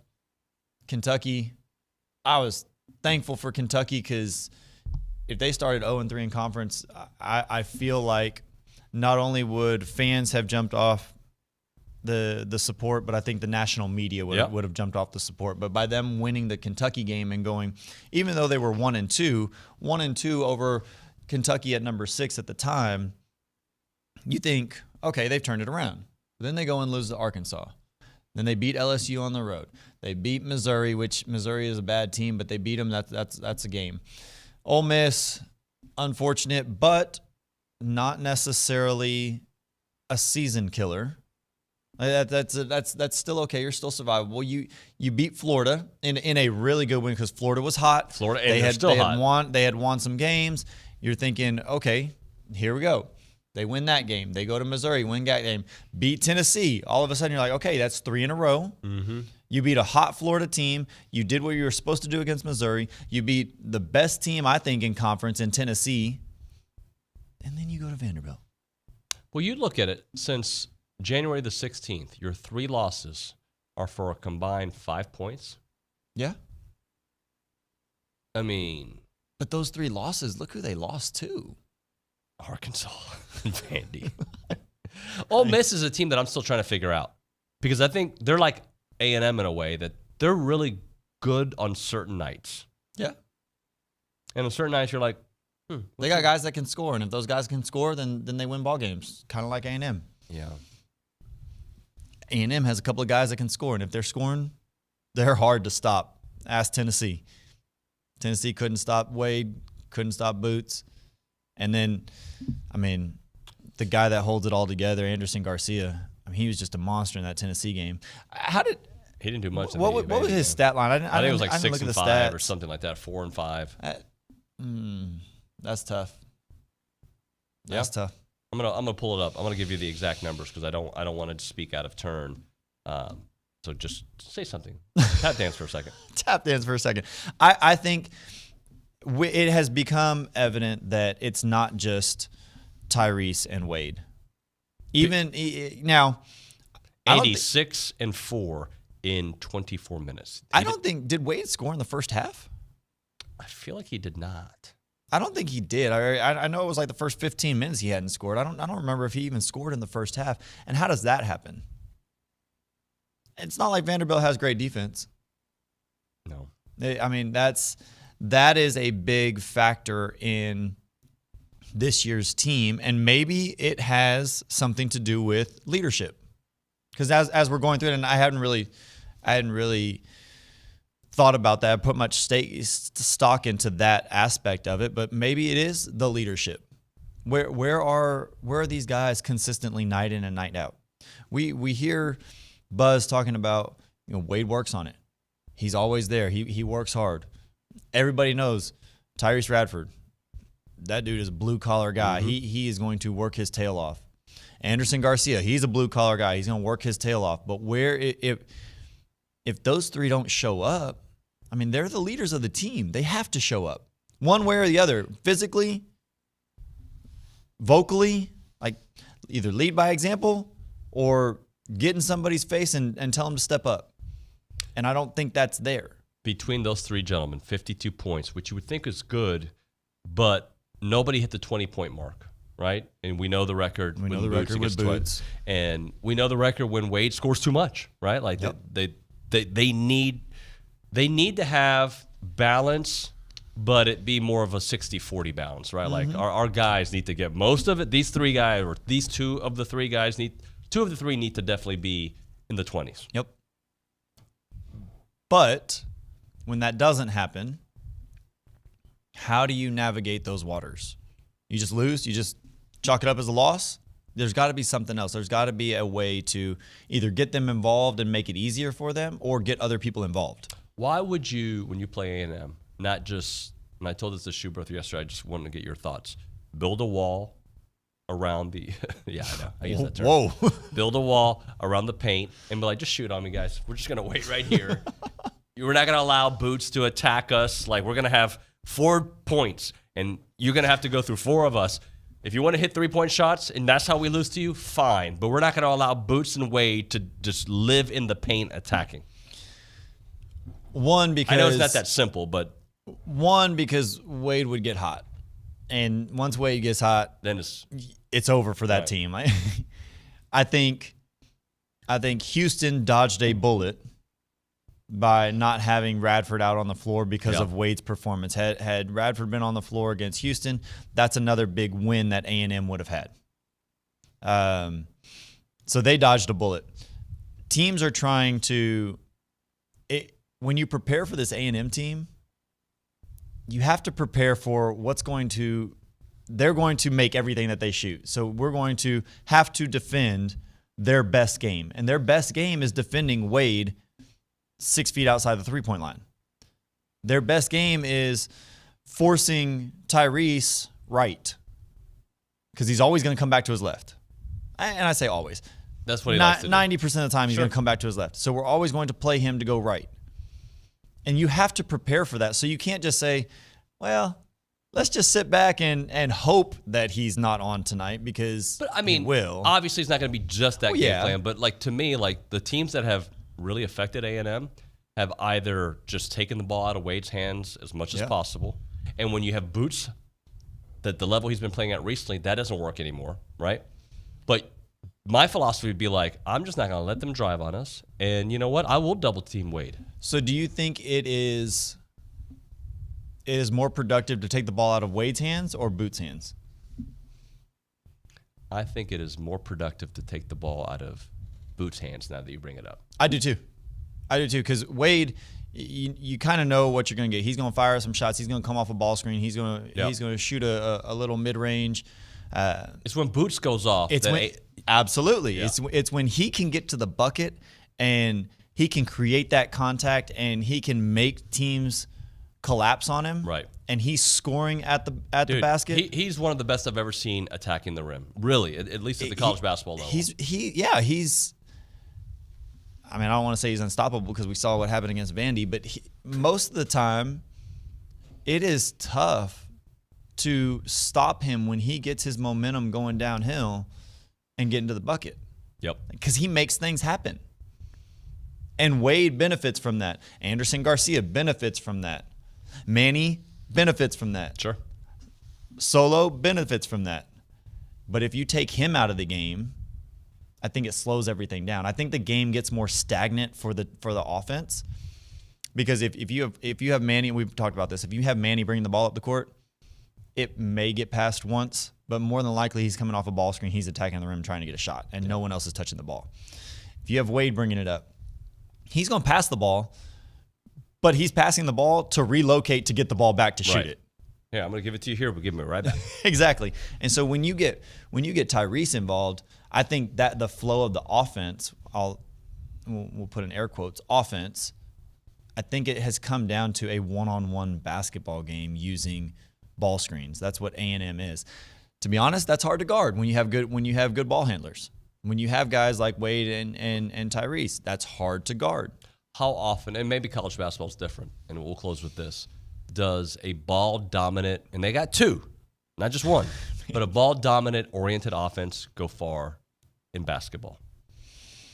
When it's your only form of scoring, I mean, you may get to the second weekend. But to get to that next level, you need other forms of scoring. You have to have a team. You have to have a third guy that can score. You have to have, which is why I was happy to see Henry back. Yeah, absolutely. Yeah, you have to have some type of set offense to when they're not making it happen. You can rely on, hey, we're going to get our post an easy basket at the bucket, or a guy coming off a ball screen, curling, whatever it is, and they don't have that right now. Logan, thank you, sir. Yeah, man. Appreciate you. Heritage Films time. That's Chance McClain's company, yourheritagefilm.com. They make documentary films about your family. They do it about your parents. They just tell your story. Like, who doesn't want their story told? Logan wants his story told. He needs to call Chance McClain up right now and just be like, hey, let's tell the Logan Lee story. The awesome career at A&M, the awesome career at TexAgs, the awesome entrepreneur career, I should say. This guy's just blowing up. He needs to tell that story so his kids later on can watch it and be like, God, that's right, we did go through that. I forgot about that. He did have that cup of coffee for 10 years at TexAgs. That's right, he did do that. And then he built this empire, and then their kids are going to be able to see, oh, that's what my grandpa was doing. See, that's why Heritage Films is awesome. It tells the entire family story, and Chance McClain is the one to do it. 2-hour documentary. He can also do the Year Flicks, which is reserved for the younger kids in the family, maybe entering 5th grade. You know, you want to tell the Q&A and tell that story, right? What the kid is into, what he wants to get into, where his friends are, whatever it may be, what movies he's watching. And then later on, you follow it up with another benchmark video, talk about freshman year of high school, talk about your freshman year at Texas A&M, when you get your Aggie ring, and now you got your 4-part series there with the Year Flicks. The website is yourheritagefilm.com, yourheritagefilm.com, 713-893-8341, 713-893-8341.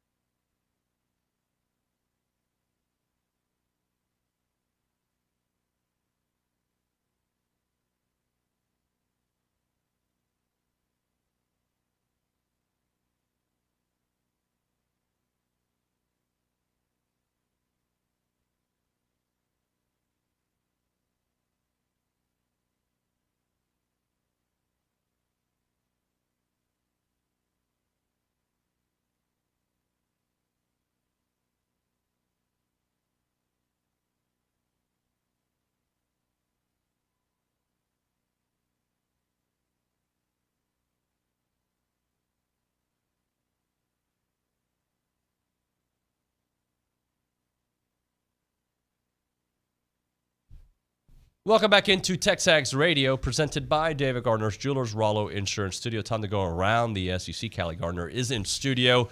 Hello. Howdy, how are we? We. When I speak for we, I'm going to speak for Caitlin and myself. Okay. I think we're doing well. Is that correct? Yeah, we're good. Good. You know what's funny? What's funny? There's no way to press that button without it causing a ripple effect throughout the world. It's like an earthquake. It's like a rock. You just, it's not it's you. Inevitable. It's the button. Okay, Caitlin? She didn't answer. Go ahead. You're just going to hear it. I want to go back to earlier in the show when we talked about the Super Bowl halftime performers. I think we need a little bit of justice for Rihanna. I didn't say anything. No, not you. Disrespectful not to the you. Riri. I think she had a very iconic performance, and I think she deserves some respect. But I also think put some respect behind my name. Her name, yeah, for sure. But here's the thing. Not my name. I don't need it. Here's the thing, Callie. Let's be honest. Yeah. No matter who it is, people are gonna criticize. For sure. That's what the halftime show has become. Because who is the most iconic singer right now? Okay, no, I'm not gonna go there. Not Taylor. If it was, who did George Strait? Mm-hmm. I think there's going to be a huge group of people who are just going crazy for it, and then you're going to have a bunch on the other side like, why are we listening to this old timer? Yeah, right. Absolutely. Like, and he is a legend. He's the boss, right? He's not the boss, but you know what I mean. Mm-hmm. He's the man, mm-hmm. and so that's what it's all about. Complaining because it's not your genre, and you can't wait to have your act up there. Right. I agree. I mean, I had critiques for Usher, but I think he was also fantastic. But I don't think Usher should have taken his shirt off. I think that was a little bit much. I think if you've got to be in a different level of competition, if you will. Absolutely. Continue on. Absolutely. Let's get into it. So recently, I would say about probably 10 minutes ago, EA Sports released their teaser for the College Football 25 video game. And I myself am not a gamer, okay, but I have a brother who's a big one, and he is very excited, and they were very excited back there in that room. So I felt the need to mention that on here. I had a problem. Look, I only watched like 5 seconds of it because it was during a segment and it just popped up. So Nate in Fort Worth sent it on text. We were showing the Rose Bowl. I was like, you know, it would have been cooler had it been, I don't know, Kyle Field. That's just how I look at it. You know, I have to agree with that. I mean, let's just be honest. A&M did get a highlight. Did they? Showed okay. a rendering of one of our jerseys. So okay, so cool. we were thrown in there. The Auburn South Carolina game last night was a big disappointment to me. I really wanted South Carolina to win that one. Why did you want South Carolina to win that one? I think you want South Carolina to be ranked very high for when A&M beats them at perhaps Reed Arena. The number 6. I like the way you think there. You know, well played. That would have been really nice for us. But that was the largest win over an AP Top 25 team in Auburn's program history. They handed South Carolina just their 4th loss of this season, and they are 13-0 at home this season. What was the score in that one? 101 to 60, 61? Wow. 101 to 61. It was 40. 40. Wow. And all of Auburn's home wins are by double-digit margins this year, so they are prominent at home. Yeah. Alabama is in sole possession of first place in the SEC. They are 9-2 in the conference, with both of their losses being on the road. The last time A&M played a ranked team in Tuscaloosa, we won by 16. So hopefully, and we are 6-0 in our last regular season matchups with Alabama. So hopefully we can do it again this weekend. MLB training starts this week, and my Rangers are coming off their shortest offseason in organization history, which is really exciting for them. And Wyatt Langford, who is a graduate of the University of Florida, who played on their World Series team last year, was on the spring training invite list. So he is itching to make a crack at the opening day roster. So hopefully that happens for him. Baseball this weekend, McNeese is at A&M, and Tennessee plays in the Shriners Children's College Baseball Showdown, facing Texas Tech, OU, and Baylor at Globe Life in Arlington. And SEC women's basketball, South Carolina is now 23-0, and they have 2 weeks left of conference play, so they're hoping to be completely undefeated by the time the SEC tournament rolls around. The Aggies are 7th in conference, and they have a chance to climb in the SEC standings as they take on Vanderbilt tonight for revenge, as we mentioned earlier, and then a home rematch against LSU, who is ranked number 13 at Reed Arena on Monday. All right, they got to get that one. They got For sure. For sure. Very good stuff. Thank you so much. Absolutely. When we come back on this show that we call TexAgs Radio, the fan show guys are here. We're going to have Matt Browning and Sutton Turner in the house. We'll chit-chat with them right now, though. Caller number 1, we're going to give you a free car wash from Aggie Land Express. Car wash in South College Station off of William D. Fitch in Greens Prairie. They are Aggie-owned and operated, and they have the friendliest staff out there. But we're going to they offer a monthly membership. But we're going to give the first caller right now a free car wash from Aggie Land Express Car Wash in South College Station, 979-693-1150.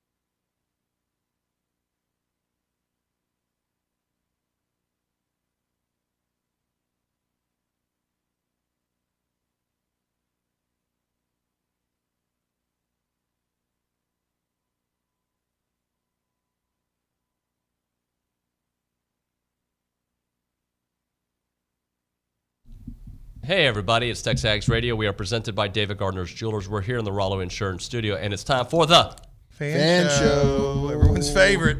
Everyone's favorite right. show. When you say Highlight. everyone, you mean Right here. everyone? Everyone. Oh, Everyone. Just everyone in the room. It is brought to you by Gerard Construction, custom home builders for the Brazos Valley since 2002. They don't just build homes, they build relationships. You can learn more at gerard-construction.com. Matt Browning, hello. Good morning. How are you? I'm good, buddy. Son, how are Howdy, you? howdy. Buenos dias. So we're going to start things off with a very simple formula, and we're going to let Caitlin take it away. Yeah, so we just want y'all to tell us what's on your mind this morning. Ooh. You want to go first? I'll happily go I like first. how you color coordinated that. Did I? Yeah, it's like color coordinated, blue and white. Yeah. You notice there's not a lot of maroon on today, although, you know, the maroon colored glasses are in full force after the Elko interview yesterday. Loved that, but I mean, I guess we've got to talk about basketball. Yeah, we got to talk about basketball. I'm at a loss. I don't quite. And I'm going to admit I did not actually physically watch the Vanderbilt game. I've seen every game. You watched the last possession, though. No, I didn't even see you it. didn't see that. All I did was I was so busy that day. By the time I got home and got everything done, I look at the score. I just checked the score, and I was just put my phone down. And I was like, I cannot believe that. So I was at Tennessee. Great electric atmosphere. We took them to the woodshed. Yep. Even chanted overrated, which I didn't particularly like. I chanted. Yes, I chanted. I chanted. I didn't particularly like that part. I don't mind rubbing it in Rick Barnes, Rowdy Rick's face a little bit, but I'm one of those. If you're going to do it to a team that is better than you, you know, I mean, why take away from your? It doesn't victory? take it away. It's just a saying. Oh, it's Yeah, great. I agree. Like, if somebody yells at LeBron James, "You suck!" Yeah. All of a sudden, does the entire crowd like, you know what? They're right. He No, sucks. I Oh my God, agree. I'm changed my mind. But I'm a big fan. Like had that been Texas that came in and their numbers, you want to rub it in their face. But and by the way, if you get a chance, make sure any of your Texas fans, you text them anytime you can about Tennessee. Call them UT. Yeah. That'll drive them bonkers. It's the best ever, by the way. But to go and win that game, you beat a scrappy Missouri team. You beat a hot Florida team all in a row. We think this is it. The tables have turned. Here we go. And the tables did turn. The tables did turn. It's just mind-boggling. I don't quite understand how the roller coaster ride. You know, we've talked about it. We every year under Buzz, we'll have down times and then we'll have up times. This time they're shorter. The roller coaster, the ups and downs are closer together than they've been in the past. Yep. So that was a tough one and confusing to say the least. Yeah, I think from a basketball standpoint, we are either a really good team or a really bad team. And when that doesn't win you tournament games, you have to be consistent. And it kind of reminded me of our good friend Jimbo Fisher that could win a really big game and then lose a really bad game. Yeah. And you guys asked Buzz in the press conference. You guys asked Buzz on the radio about trap game. Oh, I don't believe in that. I don't believe that. By the way, that by definition, that was a trap game, and we got trapped. And so just really disappointed in that. However, like you started out, Mike Elko, as I texted you, feels comfortable in his own skin. As he was sitting here, he was talking with two guys that he liked and talking about football that he liked and didn't, even when you or Billy talked about the Chris DeConte question about, moving it to Thanksgiving or whatever, and he's just like, put the ball down. Just like we would, just sitting around talking, just comfortable in his own skin, thankful to be here, family thankful to be here. So that's my high level. I'm just going to let the basketball just go and it be another year of high expectations, low performance. There he is, Sutton breaking it down. All right, Caitlin, what else you got? What is y'all's biggest question mark after Elko was in here yesterday about A&M football heading into the spring game? Question mark. I I don't know. He answered a lot of stuff. I mean, the guy, you ask him a question, he'll put it out there. Yep. There's not a lot of coach speech. There is just him, like you said, like Sutton just said. I felt the same way. It was like him just sitting around with the guys talking football. And every time I hear him, I get more excited about the hire. And knowing and getting his take on the breakdown of everything he's had to go through. What'd you say? There was 79 days at that point. Since he's been hired. So today's the 80th day of his employment with us. And I mean, just all the stuff, jumping through the hoops of player retention to recruiting to portal to every single thing else and all the things he's done and just having him break that down and just ham it up with you and Billy made it. I mean, I get more excited about him all the time. I don't know if I have any real question marks as of right now. Right. I mean, come season, if we're going to get a couple of games, there might be some question marks, but right now, I'm pumped. I love the hire, and I think the sky's the limit right now. Yeah, I don't have so Maroon, it was maroon-colored glasses. before. It was we had massive holes. Right. Defensive backs specifically, cornerback specifically, wide receiver, and it was like who is going to fill? Now we've got a lot of players in both those sides of the ball and both those position groups. And my question mark is just like who's going to play? Right. I mean, that's going to be fascinating because you're going to have a roster at the spring game because you're not going to know any of the players that are out there because they're all going to be basically new. I mean, obviously Moose and a couple of guys that have been, but majority of those guys are going to be new. So that's exciting to me. It's like, ooh, it's going to be neat to see who steps forward and who's going to be our starting guys. I sent you guys this talking point, and things are never as simple as if this is the case, this is what happens. But just for conversation's sake, does it feel like this program really, for football, just football we're talking here, is just missing accountability, and it looks like that's been taken care of, an organization from being back on the track that we need to have? Or is it deeper than that? I mean, from my standpoint, I mean, we obviously know that there's a ton of talent still. I mean, a ton of really, really good players on our football team. I mean, the 2022 class is still largely intact. I mean, there's a lot of really good players still on that football team. You've got a bunch of guys coming in that there's question marks, but we trust in this. This is what we do with the new staff. You trust in them. You got to trust them to bring in some guys from the portal. And there were some big names in the portal, and there's some names that we don't know very much about. But you're hoping their evaluation was good and all that. So I think accountability is one of those things. And just by sitting listening to him in that interview yesterday, that's something that seems like a priority to him. He is not. He'll have his. He just seems like the kind of guy that's going to have his thumb on the pulse of that locker room and know what's going on. And I mean, we saw it with the Duke teams. I mean, those Duke teams were good. They didn't quit. They played hard, and that's what we want. That's what we want all this talent to do. Yep. I think, yes, accountability is one, discipline is another. I would put it all in the form of culture. I mean, whether it's a true rumor or not, and you would know, I don't, smoking weed at the South Carolina locker room. Like, if that happened under Jimbo's watch, I mean, what kind of culture are we talking about here? I mean, this is major college football that millions and millions and millions of dollars go in, and you've got that kind of stuff going on. So, yeah, that was a thing that had to be changed for us to have any success. Did that hold us back? Absolutely. Was that one of the reasons why Jimbo needed to go? Absolutely. Is that something that we hope that Elko will fix and he's talking like he's addressing it? Absolutely. So I'm really excited about the culture piece because you're not going to win any football games without fixing that culture. All right, let's do this. Let's hit a break. I want to hit a break a minute early so when we come back on the show, we're going to play the 3 reasons why game. 3 reasons why A&M basketball will make the tournament. You guys got to come up with 3 reasons. 3 reasons why A&M baseball will make it to Omaha.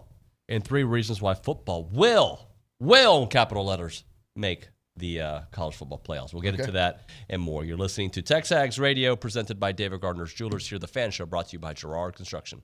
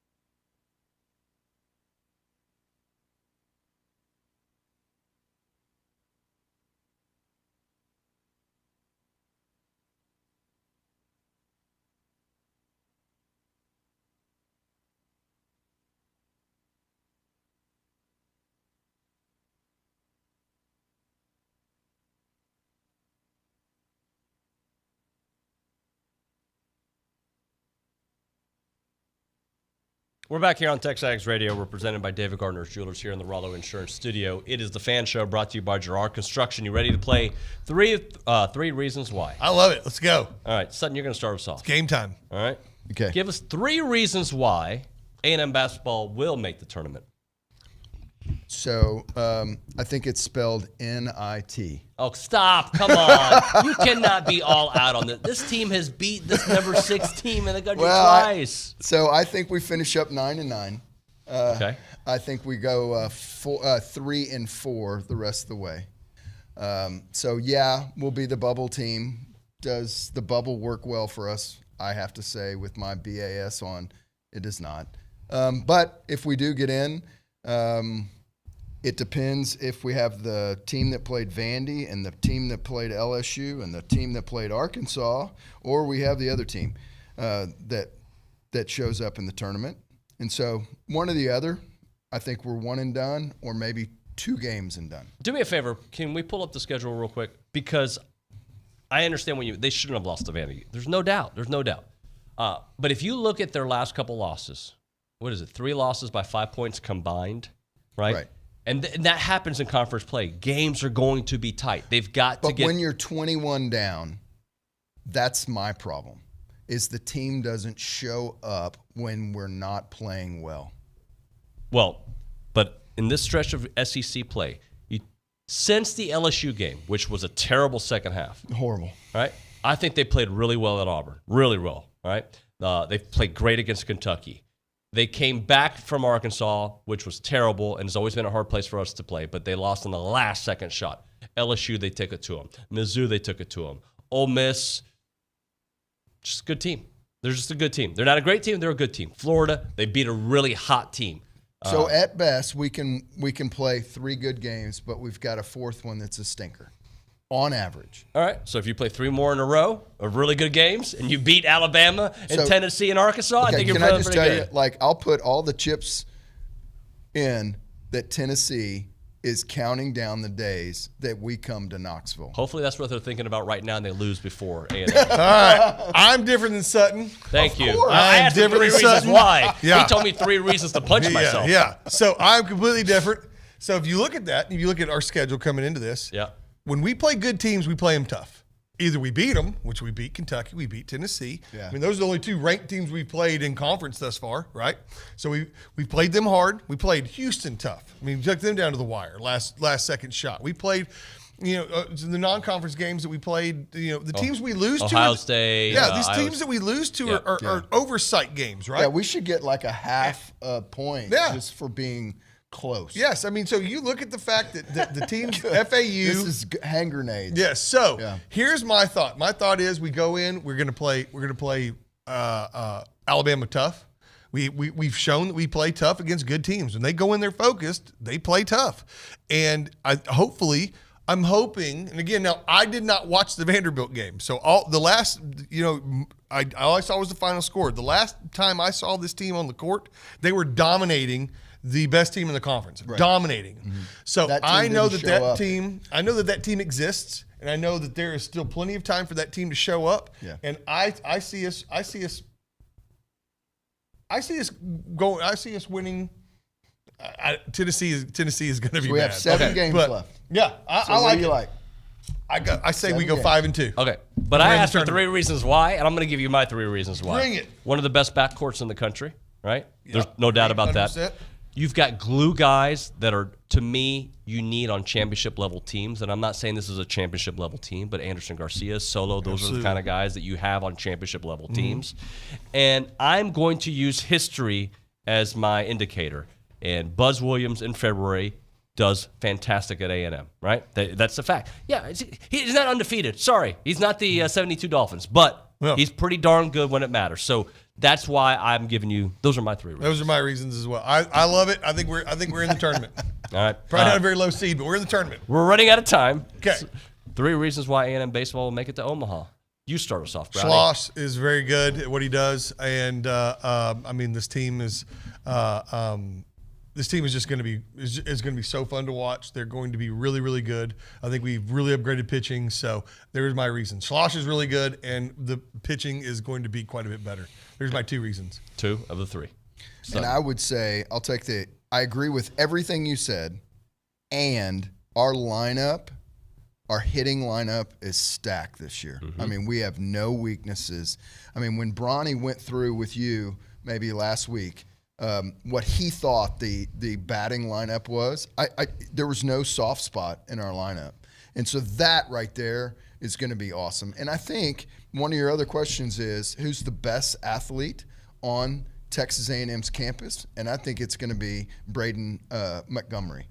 I think him, yes, I think he's one of the best athletes.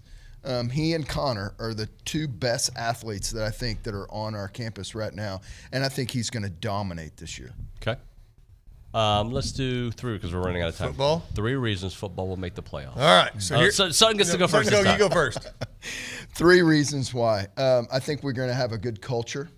I think it's going to be a consistent culture that's starting right now, and it's going to be build in accountability. I think our coaching staff, top to bottom, is going to be empowered to do what they do best, especially from an offensive coordinator standpoint, which we haven't seen in 6 years. And third, I think that our talent and culture are going to finally match. We've had talent for 6 years, but we haven't had the culture, and I think we finally put both those two things together. Yep, and then you sprinkle in the fact that it's a 12-team playoff. It does gives more opportunity, and you cannot tell me that roster isn't one of the 12 best rosters in the country. With the new coaching staff, culture, new schemes, everything else, I think that if we get all the pieces together, we definitely have the talent to be there for sure. David Edmond, who was banned from the show for a little while, I didn't ban him. Somebody did. It's a question for the fan show guys, and we got maybe a minute. It says, what happens if we go to Caulfield on the first game of the season and we beat Notre Dame? What does it do to your expectations next year? Can you imagine? Yeah, it'll be sky high. Yeah, we'll be insufferable. It'll be, and we have a couple of nice, sweet games after that. But we've got a couple of conference games early, so I think this place is just gonna go nuts. I think we are gonna win that game. Yeah, it'll be almost like when Jimbo that first year with Clemson, yeah. And it was so close to happening right there at the pylon.